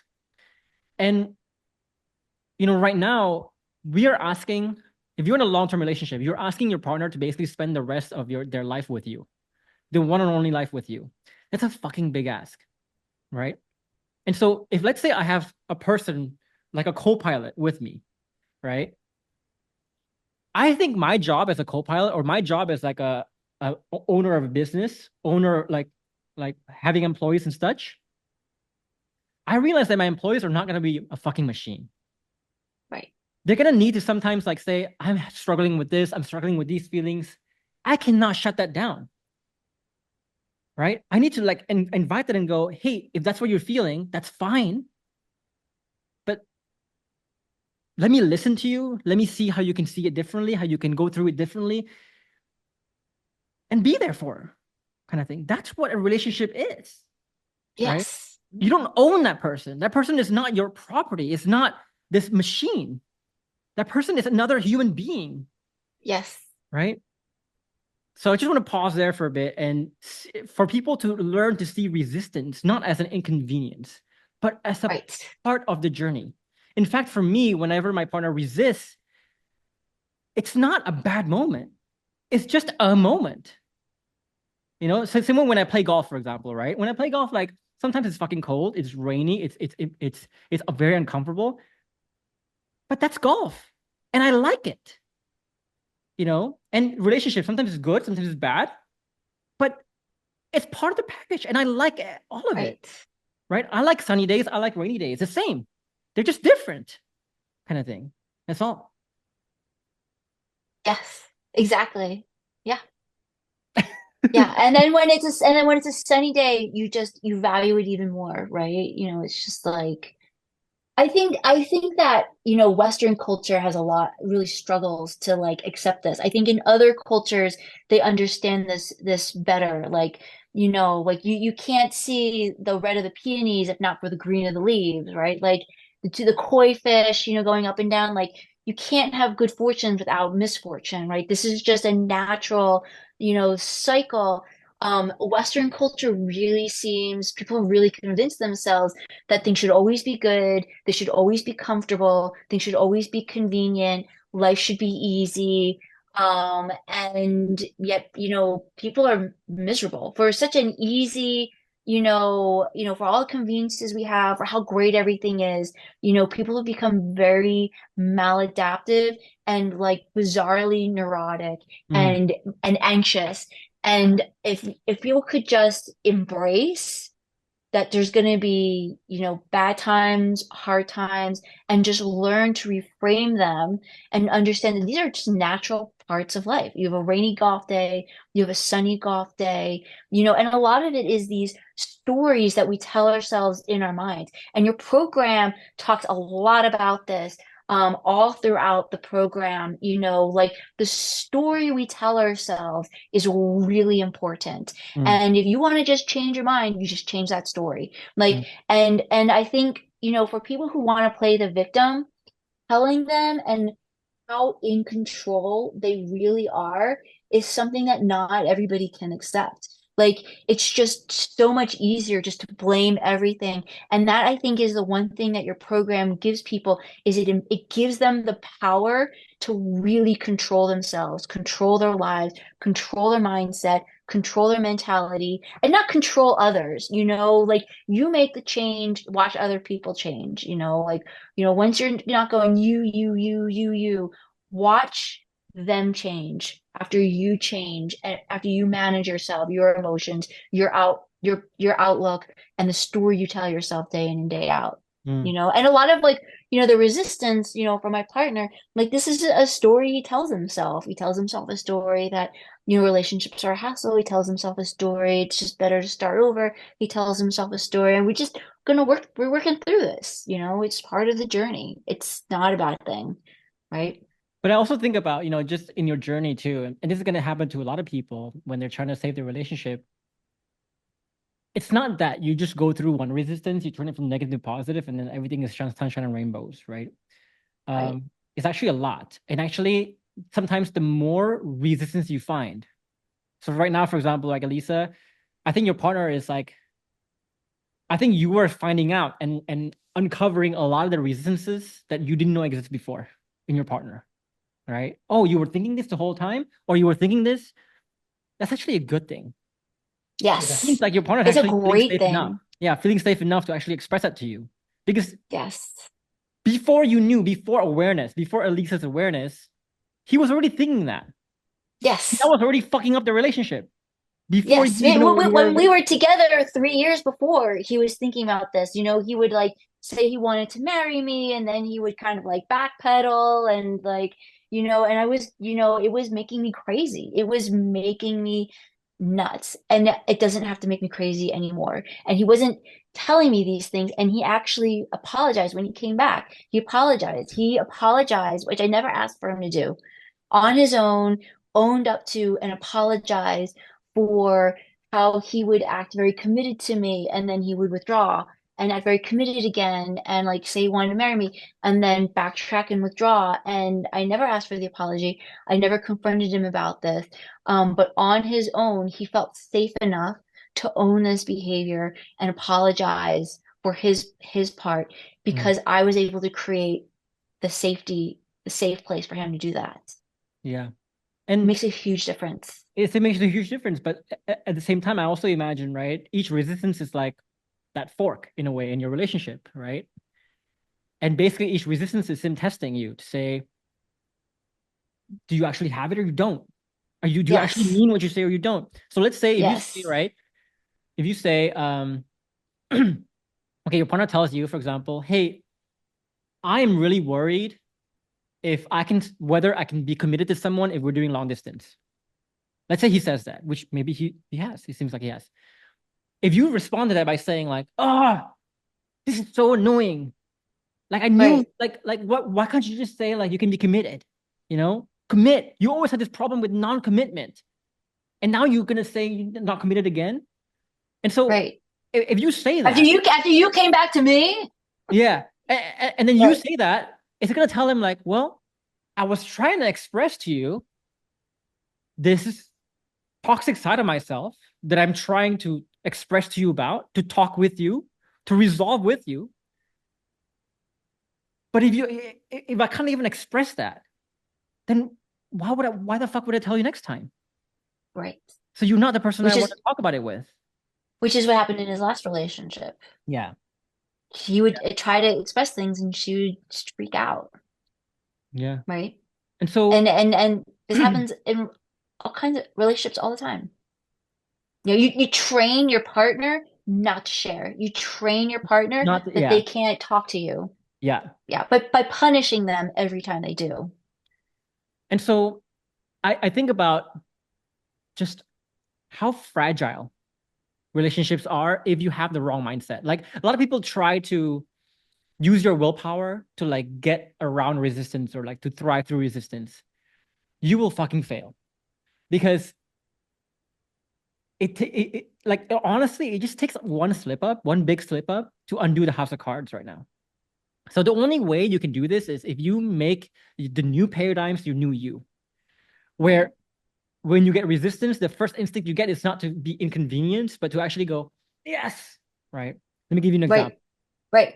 Right. Yeah, It's a side yeah, quest. You know, it's like a you're in side a quest. video game, you've got this one big mission, but now you're like in the secret room doing something else, you know, like you're just gonna have all of these side quests as you move through any relationship. You know, there's always gonna be something. And whether or not you embrace it, you're like, I don't want this side quest. I just want to get the main, I just want to get to the big boss at the end, and that's it. You know, you're just like, that's not even fun. Like, what kind of video game is that? You just have Yeah. like, you should charge right through the video game and then you just tackle the big boss at the end. Like, there's no video game that's ever been created that way because it wouldn't be fun. It's not a challenge, right? Like, you know, there's no mastery in that, right? And just it's just this is how, and I mean, I think other people's relationships are like that. I mean, like you know, Geoffrey, you have a just got married, but I mean, I think you also just day in and day out, there's small resistances, there's entropy, right? There's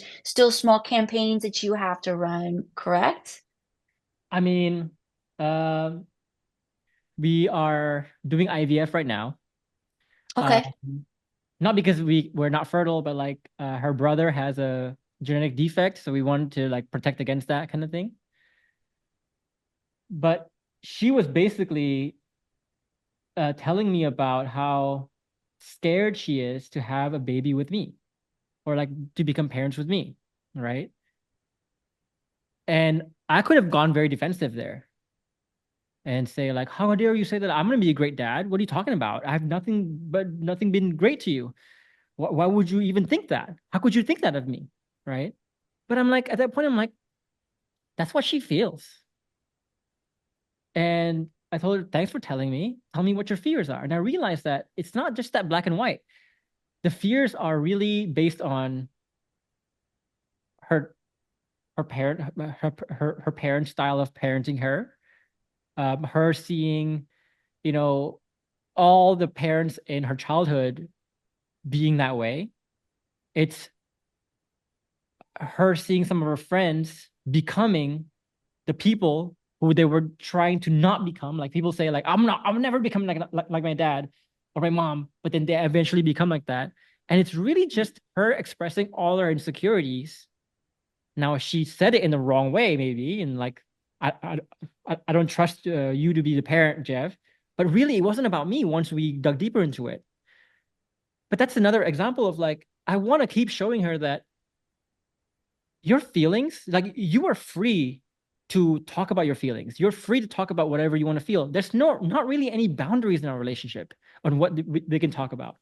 Because one, I want to create this environment where whatever gets expressed gets resolved. Whatever doesn't get expressed doesn't get resolved. So I want you to express everything. If that's what you think, that's what you think. I'm not going to judge it. I'm not going to say it's wrong for you to think that. You already think that. Me saying it's wrong, it's not going to not make you think that.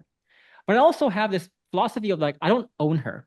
So we have this conversation sometimes, right? It's like, what if 20 years from now, I want an open relationship? Are you going to be mad at me for that? I'm like, not really. Because at the same time, it's like, I don't own you. And if you feel like you only live one life, if you feel like you need that, let's talk about it. But you need that. I don't own you, Right. right? So you can do that. And if you decide that I no longer make you happy, then go. I don't own you. But what I want to do is I want to make sure that every single moment that I have with you is the best that it can be. And I always tell this to my Yes. employees too. I will I will give you so much freedom that you can leave you if you want.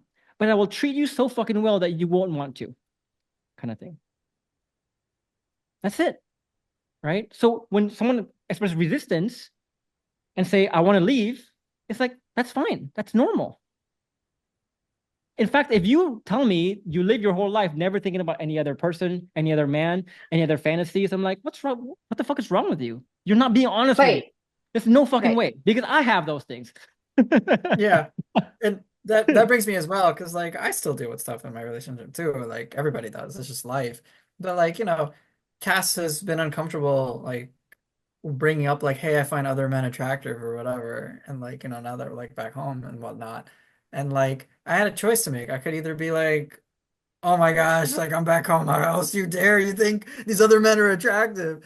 And then I came to realize like I was just like, wait a minute. I fucking do the same with other women. I'm like, nice ass. Or I'm like, oh, Right. this person is gorgeous, like certain actresses. And then her and I just had a really fun conversation about like talking about all sorts of male actors, guys that we see randomly. I'm like, yeah, that dude's daddy material for sure. Oh yeah, Yes. yeah, I'm like, yeah, of course. I'm like, yeah. and it just became a fun thing. And then we're like having more fun. And it just, we changed that experience altogether of like, oh, like, you gotta be like super loyal and faithful and not say a single thing bad to your partner to being like, Yeah. let's just have some fucking Right. fun together. And Like, it's we just an just have fun enjoyable, with this. Yeah. yeah, have a, It's a and it very turns what could have been, like, all things considered, I think many people who might be listening to this would feel threatened in that situation, could be like, wait, I can make anything in my relationship fun with this person. This is worth living, breathing, and dying for. Like, I am all in no matter what. yeah. But we talk about like interdependence in a relationship. This is interdependence, right? Like, for example, I'm like playing a lot more competitive golf now, and I have a caddy, right? And but I realize like my caddy is his own person too. So sometimes like I want my caddy to like just do whatever I tell him to do, but he can't do that. He's his own person. So sometimes like I let my caddy kind of do his own thing and explore his own thing, right? He's not always with me. Same thing with my employees too, right? It's like I let my employees do, I give them a lot of freedom. I let them do a lot of things. And I realized like that's also in relationships. A lot of people's view on relationships is like it's very entrenched. We are together, we are one unit. We have to pretend like the world doesn't exist. We have to pretend like we are committed and nothing is gonna break us apart. We have to pretend like that. But in reality, it's not, right? Because really, the way we should see relationships is like we should see it like, no, it's you and your partner living life together as separate people. So, you know, you're gonna take different paths sometimes. But the point is like, of all the paths that I can take, I want to spend it with you. And of all the paths you can Yeah. take, you want to spend it with me, kind of thing. And my job is to create the right environment so that you want to spend the rest of your life with me. You want to, not you need to. And your job is the same. Your job is for you to want me to spend the rest of your my life with you as well. And if we just all take ownership of what we can do, we'll be fine.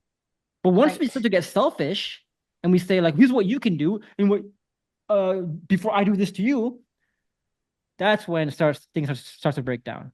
The victim mindset starts to break down. You cannot have an interdependent relationship, a healthy balance of like together but separate, without if you have victim mindset, if you have tetheredness, all these Yeah. things, right? It's just your mind wouldn't go there.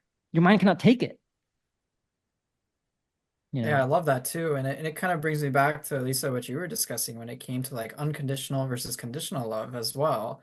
And so, if we have that expectation with our partners that like, oh, they're gonna like do everything for us. This is just what Right. relationships are about. Right. And I And can like you're not even behave badly and they should just love me unconditionally. Like no matter how much safety I violate or how badly I behave. Right. Right. right. And if we like Right. transpose this to like, say, employment, for example, like in jobs, we're very much there for conditional reasons. Hey, we're getting paid well, we're getting treated well, we're Right. getting this well, we're getting that well. You don't just go Right. to the job, be like, this is just what I'm supposed to do, and my boss can treat me like absolute shit, and I'm just gonna stay Right. here because well, it's just my role. Nah, you're gonna Right. be like, fuck this job. I'm gonna go find a better one, dude. Right. But Or vice versa. You should, yeah, people have the expectation to show up at a job and just be horrible, lazy, Yeah. badmouth the boss, like, do the job poorly and then, but, are shocked to find out that they could be fired. It's like, bro, like, you yeah, can't Right. just, it's a job. Like, yeah. right? It's a So mutual beneficial contract that at one point, at any point, it's not beneficial to either party. It can be terminated. Right. And yeah. And so, really, Jeffrey, I know you want to say something, so I'll let you go ahead. I was just gonna recap it, but recap this whole point into like a whole cohesive point. But if you have something to add, like please do. Yeah. So I Yeah, don't want, so for people hearing like my employment example, I don't want you guys to misunderstand this and think like, oh, well, my partner isn't doing stuff for me. No, no, like you need to make sure that you are creating the absolute best possible environment for your partner, that you're not operating from a victim mindset, that you're not operating from tetherness, that you are creating massive levels of safety that are incomprehensible for right, her, period. That you're the obvious choice there. That your safety is huge, the admiration there, the alignment, all of those pillars need to be established before you can assume like, all right, maybe this ain't worth it. So I just want to make that very clear. Yeah. And yes, the whole question of like even if you look at employment, the whole question of like what other people are doing to you for you is not even in the question often, right? Yeah. Like I don't like if something is not working, I'm not gonna go to Sabor and go like, well, Sabor is not doing this, so why should I? No. right, Yeah. The No, you're attention is not. just a non-victim one. It's like, what can I control? What I can control is what I can do. So my job right now is to train Sabor and to treat him well so that he wants to stay. He wants to give him my best, his best. Yeah, and If my job is to make and if sure I'm doing Sabor, a damn yeah, good job no matter what. Like that's it. That's my entire focus. Am I making sure to be the best world star coach that I can be? And so on and so forth. That's my job. I just focus on that day in and day out. and if Sabor right, is not doing a good job, for example, you are. God. But the last thing I would think is, fuck Sabor. The first thing I would think right, is, what what kind of culture am I creating? Why is he not giving me his best? And what can I do better to for him to make it easier for him to give me his best? Right. So same thing with you guys facing divorce or separation is like the narrative can go in it can easily go into, well, fuck them, right? But is the narrative going into, well, they want a divorce, they want to stay. Why is that? Did I what was my contribution to this? How did I push them away? Did I right. accidentally make this miserable? What can I do to change the culture so that it makes it easier for people to want to stay? If you start to change the kind of questions you ask in a non-victim way like that, you will change the way you handle resistance. You will change the way you handle this divorce. You will change the way you handle the affair. You will change your future relationships. You will change your employment. You will change your financial status. You will change everything about you. This, Yes. Oh, yes. this hero mindset, yeah, This hero mindset, like, you mentioned that, like, the program, we're talking a lot about the relationship, but like since starting the program, I've lost 20 pounds. I've saved 60 grand, investments. I think I made like 8 grand last week just in passive, just with my investment growing alone. Like the program, once you have that hero mindset and you take ownership of your life, it's not just your relationship that will change, everything will yeah. change. Everything will change, right? It's like, you give the example, you're like, yo, the food industry just makes the food so delicious. If only I could just stop putting it in my mouth every day. Why is the couch so concave? It just makes it so hard to get off of it and go for a run, like So, I this have this brings bad me up to genes. I have actually bad genes. It's my parents' fault. so this actually makes me quite curious, since we're talking about the program here. You know, you're a woman. So a lot of our program seems very much marketed towards men. It's very marketed to and cis men, straight men. Yeah, straight men as well. Yes, So for yes. you, what I want to We know, we have an Asian what coach who's mostly coaching white cis. right, right? Very much. So it makes me curious, like, what have been your experiences being a woman in this program? And like, how has the community, like you said, which seems to be predominantly cis white men, so to speak, how has that helped you rescue your relationship? I mean, I think that, while the program is definitely geared mostly towards men, um, uh, and most of, I think all of, in the videos, that all the examples are like, your partner is the woman and you're Yeah. the man. The program, that is just a distraction. If you're getting distracted by that, then you're just looking for more reasons not to do the program. Like it's just another form of like a victim mindset. Like hit a little button in your brain that suspends the fact that, Geoffrey is mostly in these videos, using male female examples and relate it to yourself. We all violate safety in our relationships. We all fall into like weird, traditional roles. From my perspective as a woman in the program, I think, seeing the men in the program, the things that they do, the But it seems like what you're saying is, despite there being a predominantly male audience yeah. in straight relationships, you still got to see, hey, like the fundamental problems in their relationships are still the fundamental problems in yourself, regardless. Yes, and it's just different. And there's been a lot of like more women who are in lesbian relationships coming into the program, which I think has been really interesting. The fundamentals of the program, like they do not change. I think some Right. of the interactions in the Facebook group were like had a kind of a weird sex dynamic. But when you guys in terms of the internal workings, when you change the way that the Facebook postings went, that was really good. That seemed to eliminate a lot of the like a food fights inside the Facebook group that that were happening. And things became more productive. But if someone's looking at your program and they're not a straight man in a traditional relationship, this should not discourage them from doing the program. Like still do the program. There are many women like Amanda, who does not fit that paradigm, who's very, very successful in this program, who jumped in with 2 feet. You did a video with her. She looks like she's doing great, you Yeah. know, Yeah. right? I want to touch on that point that you said about like some of the men you see, and you're like, ooh, I think you've destroyed too much safety.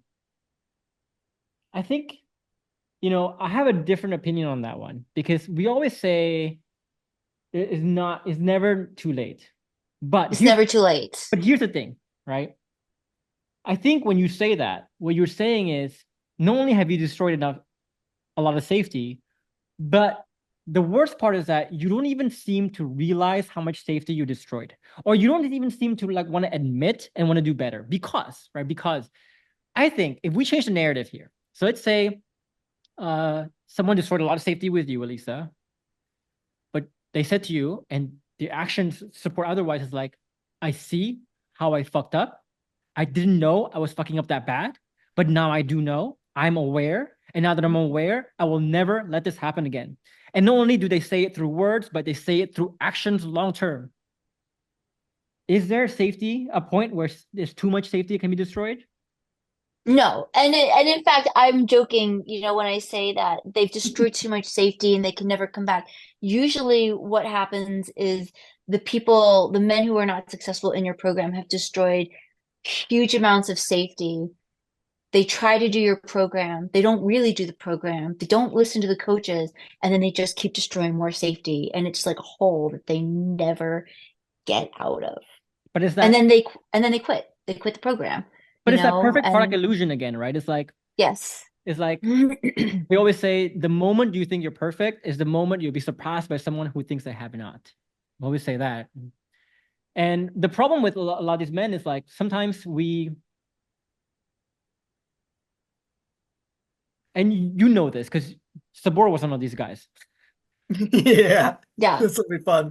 When someone joins the program, we're trying to let them see, hey, let us let you see just how much more safety you've just actually destroyed than what you think. Yes. Right. So if their wife is having an affair, if their wife wants divorce, my job is to tell them like, hey, you are in the fork in the road and you chose to introspect. If you chose to introspect, you're basically telling me you want me to tell you the exact things to the same degree of what is actually wrong. But once I tell those people, they're like, fuck that. I'm not that fucking bad. Right. But their denial of where they are is the very thing that destroyed the safety in the first place.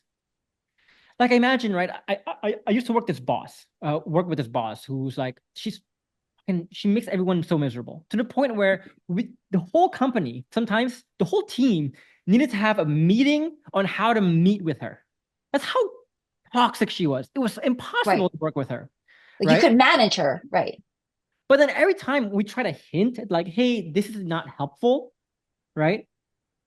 She goes, what do you mean? Like, how dare you talk to me like that? I know what I'm doing. You don't know what you're doing, right? And so whenever someone gets defensive, when we point out, hey, here's the actual flaws on the table right now. I got nothing to gain, nothing to lose from telling you this. In fact, everything to lose because you're going to hate on me. We tell people that and they get defensive. That tells me a lot about how they react to their wives. Yes. This is why their wives can never feel safe with them because they throw a fucking hissy fit and they try to play this denial game when someone actually lays down the facts. Right. Right. And that's what makes a case where we say, I don't think there's any hope. Because you don't want to see the problem. So if you don't want to see the problem, how can the problem be solved? Right. And I've had, I've had,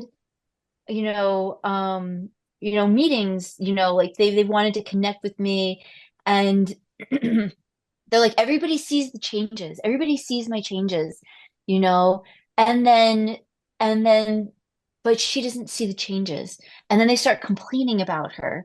And then they're judging her. Like she's going out on dates. She's on Tinder. She went on a date. And I'm like, but she doesn't see the changes. And I'm like, because the changes aren't real. Like you still have And strong FIE, yeah, she's the one who's closest to you. She doesn't trust you. She doesn't trust your changes because the changes aren't real.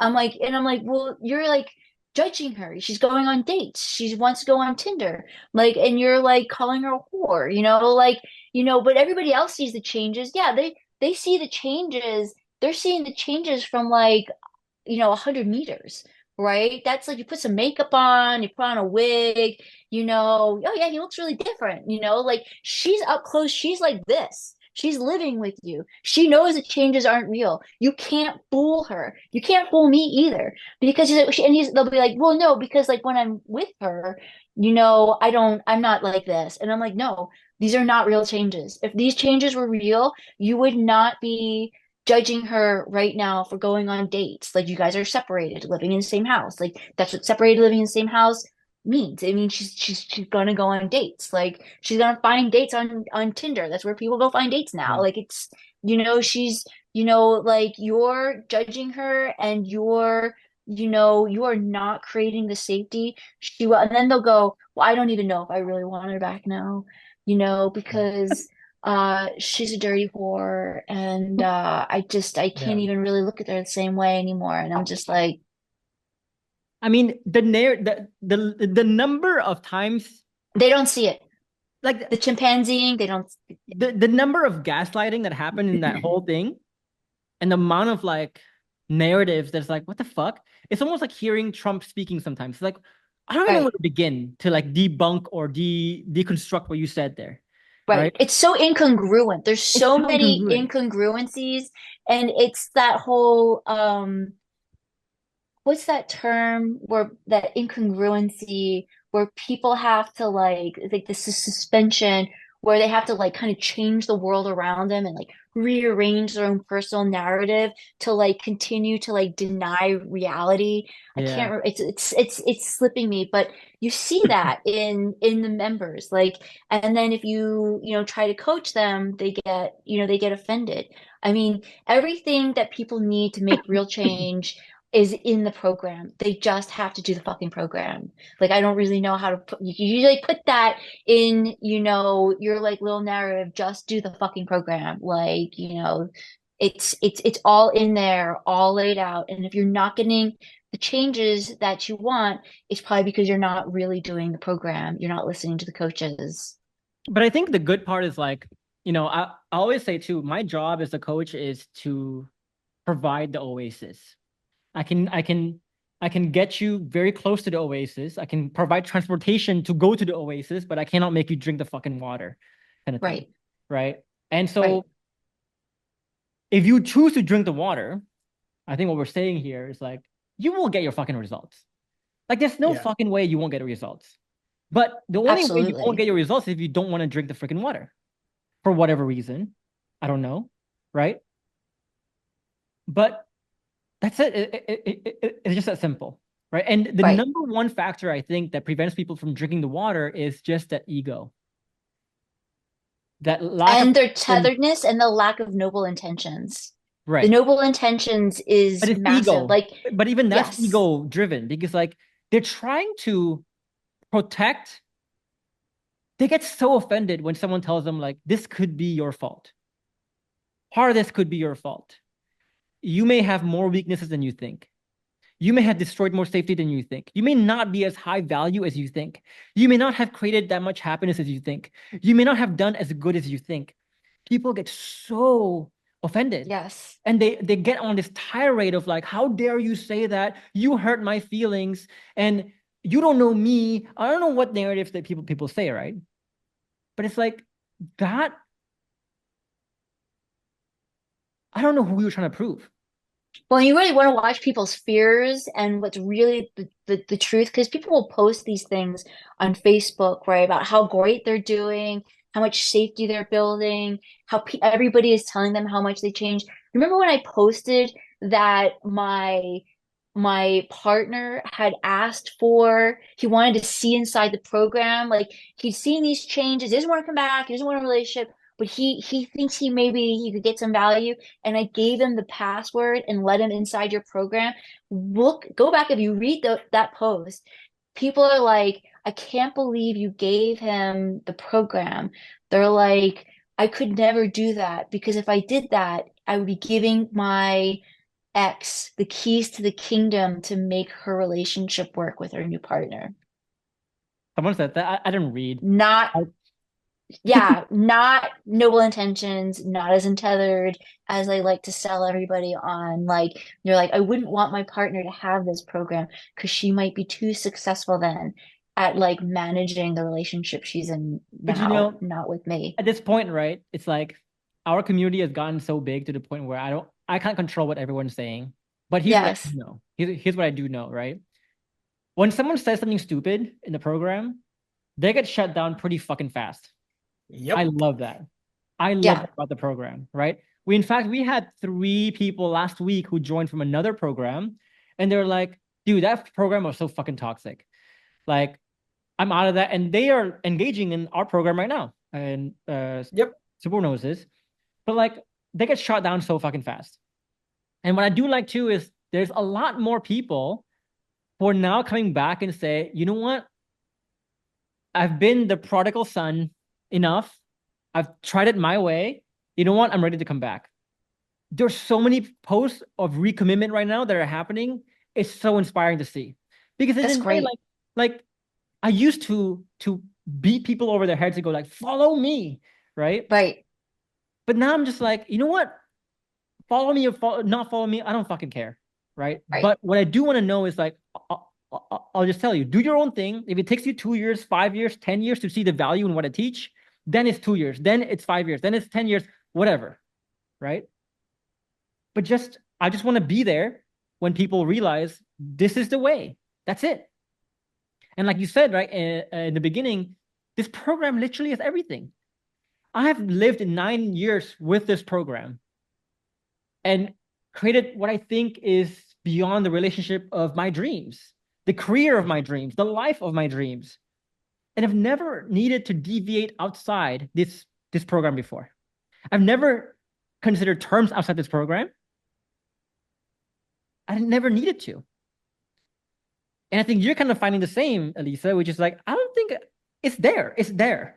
Nothing more, right. nothing less. Everything you need is There. there. And Sabor Right. too, which is why he quit his job to come Yeah. here. Oh yeah. Are you working full time? Yeah, Yeah. yeah. That's I've Yeah. been great. working here full time for a while. Yeah, yeah, it's Yeah. great. Wouldn't Yeah. trade it for the world. So, I mean, did you try another method, any other methods before joining this one? No, I mean, Because I know your in the partner also like, because you both seem to be very much self-improvement junkies in a way, like I am. yes, which is good. And Yeah. I don't want to have like a special circumstance illusion, but if I had a special circumstance illusion, the illusion would be like I'm very lucky that my partner has like a growth mindset and also is like very interested in the stuff that's in your program, you know. Yeah, but I mean, my point is like, as a self-improvement junkie, right? I mean, you know what's out there. Yes. But yet it's this program that you have stuck with and seems like your partner is sticking with as well. Yes. So the What is other it about? things, Yeah. So what is it about this program that made you go like, this is trumping a lot of other self-improvement shit. so the Right. only other stuff that's available directed towards women are things like why men love bitches and the rules for marriage. And the one thing that all of them have in common is mostly they coach women to manage their relationships with game playing. Like, withdrawing, pretending that you're busy, pretending that you've got other suitors, having flowers sent to your house that, like that you basically ordered so that they get jealous and these are not how you create real and genuine changes in relationships, or they're like other YouTube videos that are very targeted at it seems like women who are anxious have learned anxious attachment as an adaptive style in their relationships, and you draw in the avoidant, the classic, paradigm, which really is just a lot more FAE bias, like let's get real. Like if you're just like, well, he's just avoidant and I'm just anxious, like these are coping skills people have learned. If you take a systems mindset to a relationship, these are coping skills that people have learned that suit them, and so they play them out. But if you change the system, this will change. These can change as well, and nothing else is approaching relationships with a systems based mindset. It's all game playing.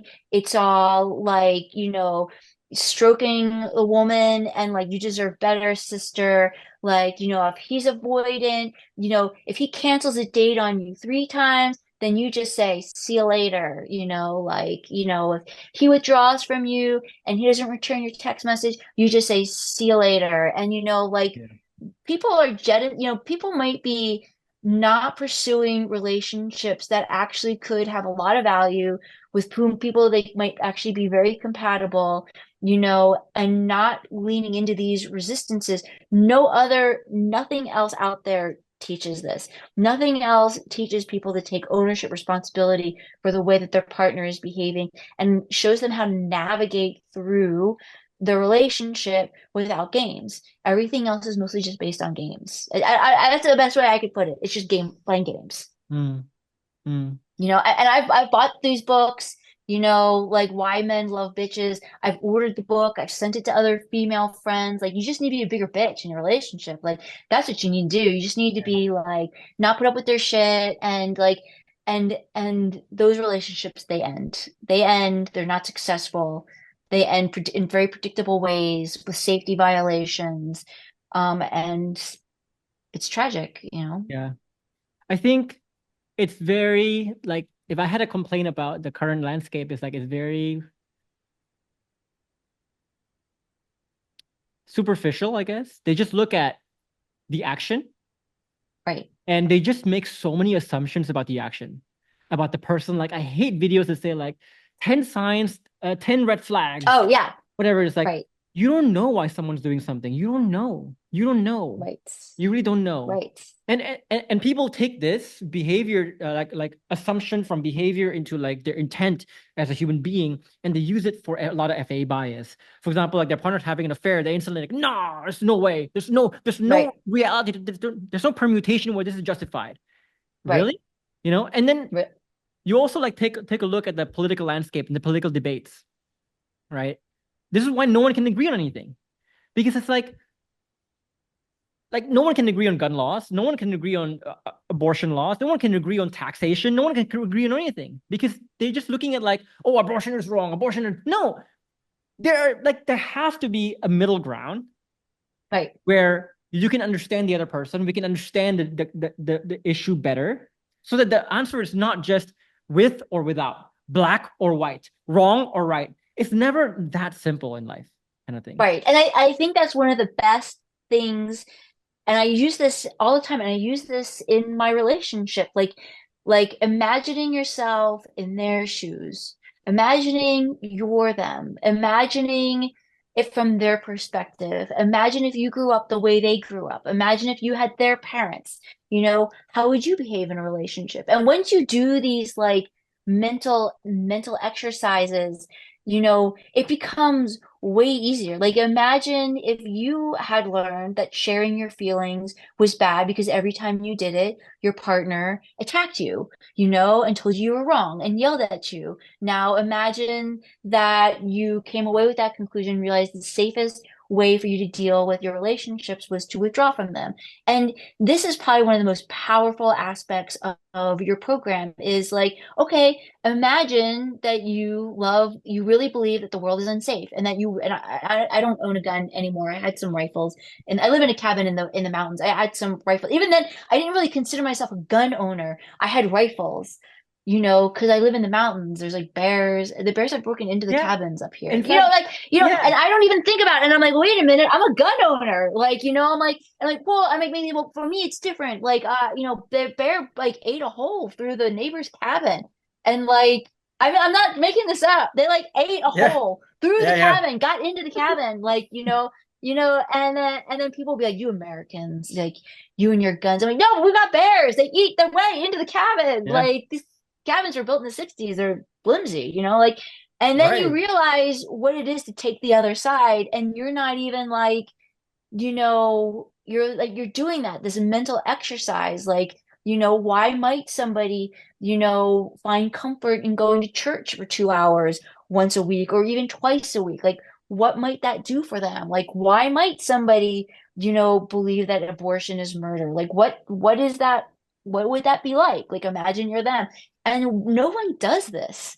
Like, no, this is like a mental It's funny because I exercise. have I have like 6 friends who are single and they're like in the dating phase right now. And I think everyone you talk to right now hates the way dating works right now. It's horrible. It's And a no one is dumpster having a good fire. time. I haven't No, met anyone who's like, dating is great. I've never met anyone no, in the recent like 6 years, 7 years who says that. But what's funny is like you look at the dating space and you're right, it's a lot of game playing, it's a lot of assumptions being made, wrong assumptions being made, wild, weird assumptions being made about right, people's complex motivations, complex behavior. And it's just like you summon like, oh, you do this, you must be this, you must be an asshole, you must be a bitch, right, you must have all these red flags. It's like, dude, but we do realize that we like making up these games though. Because here we are trying to not play games, trying to create a culture of more understanding. And people would say, well, fuck you. And it's like, so you hate how the relationship space has gone because of the many assumptions that makes people feel attacked all the time, makes people feel like unvaluable, makes people feel like unhuman. And now here's someone who's trying to make the whole game more human and you attack them? right, What do you want? Exactly. right, right. Like like you've been assimilated into the You're Borg. part of the That problem is the now. dating, exactly. Yeah. And and then Tinder and these dating apps, they give this illusion of plenty, that there's an unlimited number of people available. And, no one wants this instant gratification, this inability to relate to others, to put themselves, and then YouTube just sort of a lot of YouTube just feeds the monster. I mean, I don't know what men see. I think men see because obviously my feed is going to be different than a man's feed. I get a lot of like, if he's avoidant, the 10 flags, like It's he's a the same. cheater, like, And there's It's three honestly times the this yeah. same. week. I There- think There's, men th- get to stuff like she's there's a 3 times this week. narcissist Yeah. and There's she's 3 times this week toxic. where I got emails or comments from people saying like, I've changed in all the ways that I can, but she still won't come back. What a bitch. And I asked You're them right. again, like, There you go. There it and I asked is. them, Right. what exact changes are you talking about? What exact Right. improvements are you talking about? And the best they can say is like, oh, I wrote her a letter. I already apologized to her. I already thought about my mistakes and I already expressed my mistakes to her, but she won't listen to me. I'm like, so, okay, so you're basically doing all the wrong things Right. and calling it improvements. And your wife is not believing your improvements because it's the wrong improvements. And you're like, she's a bitch. How about you learn how to create safety? How about you learn how to create admiration? How about you learn how to get rid of your FAA bias? How about you learn to get rid of your victim mindset? How about those kind of improvements, please? How about you learn how to be more compassionate? You learn how to be more understanding via SOC. How about that? Right? Let's look at the skills that actually matter here, not writing letters. Let's be honest, Right. right? Now, last topic, I guess, and we'll close on this. You know, I think a lot of people who are listening to this are like facing very intense, like people don't seek help until their situation is very intense. And it's funny, right? Because like if people's situation is not as intense enough, they will not seek help. But if people's situation is very intense, then they will say, mine is too intense to be saved anyway, so fuck it. So either way, it's like, when are you going to get help kind of thing? When are you going to Right. learn? So I wanted you to speak specifically to the people who say, my situation is too intense. So what's the fucking point? What would you say if you're standing in front of someone who's saying that to you? What would you say back to him? What advice would you give him? I'm like, your situation is too intense. Okay, well, you're in hell, and there's a ladder out of hell, but it's a metal ladder. And you're just gonna need to start climbing one rung at a time. And the rungs are gonna be hot and they might burn your fingers and it might be uncomfortable. But you know, there's like listening to a podcast, and I tell myself this all the time because I'm doing other things in my life and it's uncomfortable, right? Like, I'm studying, I want to progress in my career and it's uncomfortable. It would be a lot easier not to study, not to do this stuff. And I'm like, this discomfort, this struggle is the way forward. This is the way we level up. We level up through discomfort, through hardship, through struggle. There's no way your situation is too intense. You know, like, I mean, it might be very intense, it might be very terrible, it might be a very terrible situation. Like, maybe your partner is separated, but you're living together and she's bringing home dates and it's very uncomfortable. But that discomfort, sit with the discomfort, sit with the intensity, learn to embrace it. That is the way forward. That is the way up. It is the only way in every life situation, whether it's in school, this is the way. This is the Yeah. way. And it's not just your relationship. And I just had a conversation with this kid, like I'm very lucky. I had a career. I went to college. I studied Chinese. Chinese is really hard to learn. I don't, like, and Japanese, fluent in both languages, opened so many doors. But do you know how many hours I had to spend studying characters that look like nonsense until they made sense? Like, thousands, and it's 10,000 hours. It's 10,000 hours, right? But then the reward was, I don't think I told you this. I was an intelligence officer. Like, I was basically a spy. I can talk about it now because it's been like 12 years. Like, that was the reward. You watch these movies, people are like running around, like, all over the world, like, flying first class to Asia and doing all this stuff. Like, I did that.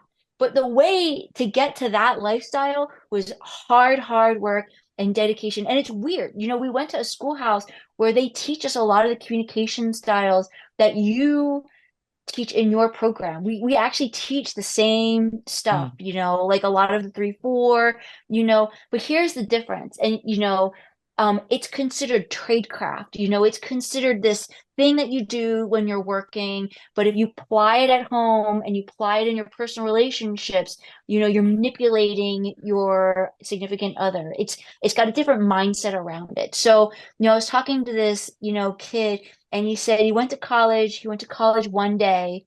He wanted to be an archaeologist. The teacher showed him some slides on the first day and told him he had to write a 5-paragraph essay on dirt, on like the different layers of dirt. And he was like, fuck that. I'm not writing an essay on dirt. And he got up and he left and he became a security guard at Ross.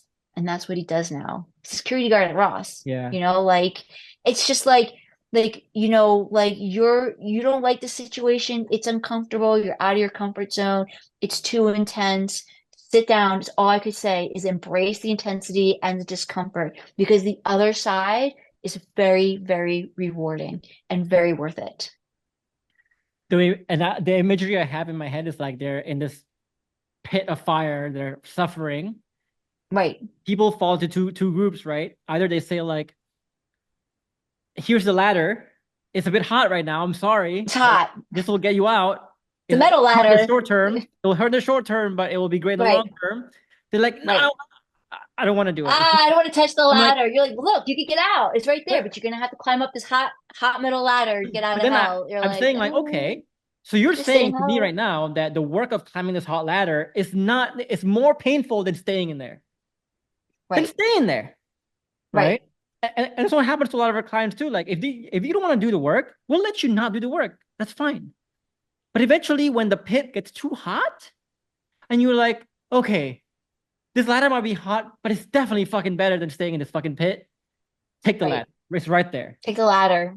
So sometimes like if you don't want to take the ladder, it could be that your situation is not intense enough. So like Elisa said, stay in there. And Stay in there stay for a with little it. bit. And stay with it. And it's fine. Stay with But it. once you're ready, go up. The other thing Right. is like when people get defensive, this is the imagery I have, right? They're in that pit and they spend the whole time, hey, the ladder is right there. And they go, I don't deserve to be here, man. You don't get it. I'm not even supposed to be here, man. Let me show you Right. I'm not supposed to be here. Stop talking and climb the fucking ladder.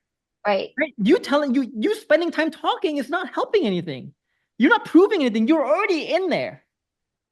Like, Right. And people will talk about like how successful they are in all the other parts of their lives, like their business, how much money they make, you know. you're in But I there. mean, the personal relationships are a mess, you know, Yeah. and like, You're in there, right? you Yeah. know, I'm sorry. your wife hates you, you know, sleeping with other men. All right. Well, that was a long one, but I hope that was helpful for people. I think we encapsulated a lot of different topics, including I think the biggest one that was I think really cool was talking about that fork in the road and really what made you, Elisa, choose that fork and not the other one of like victim, why you chose non-victim. Right. And we talked about also resistance and how to get around that, the psychology behind that, and the methodology behind that. We even gave Elisa some coaching as well. So I hope that was all helpful for you guys. Guys, if you want to explore the program that Elisa is in, and a lot of our clients are in as well, that you've seen here on the YouTube channel, you can join me in my masterclass down below. The link is down below. In that masterclass, we'll show you how people like Elisa has gone from what a lot of people consider to be like a very difficult, a lot of very hopeless situation. A lot of people probably told you, Elisa, like, fuck it, find someone new. This is beyond hope. Whatever you want to have it. And now we're here. Go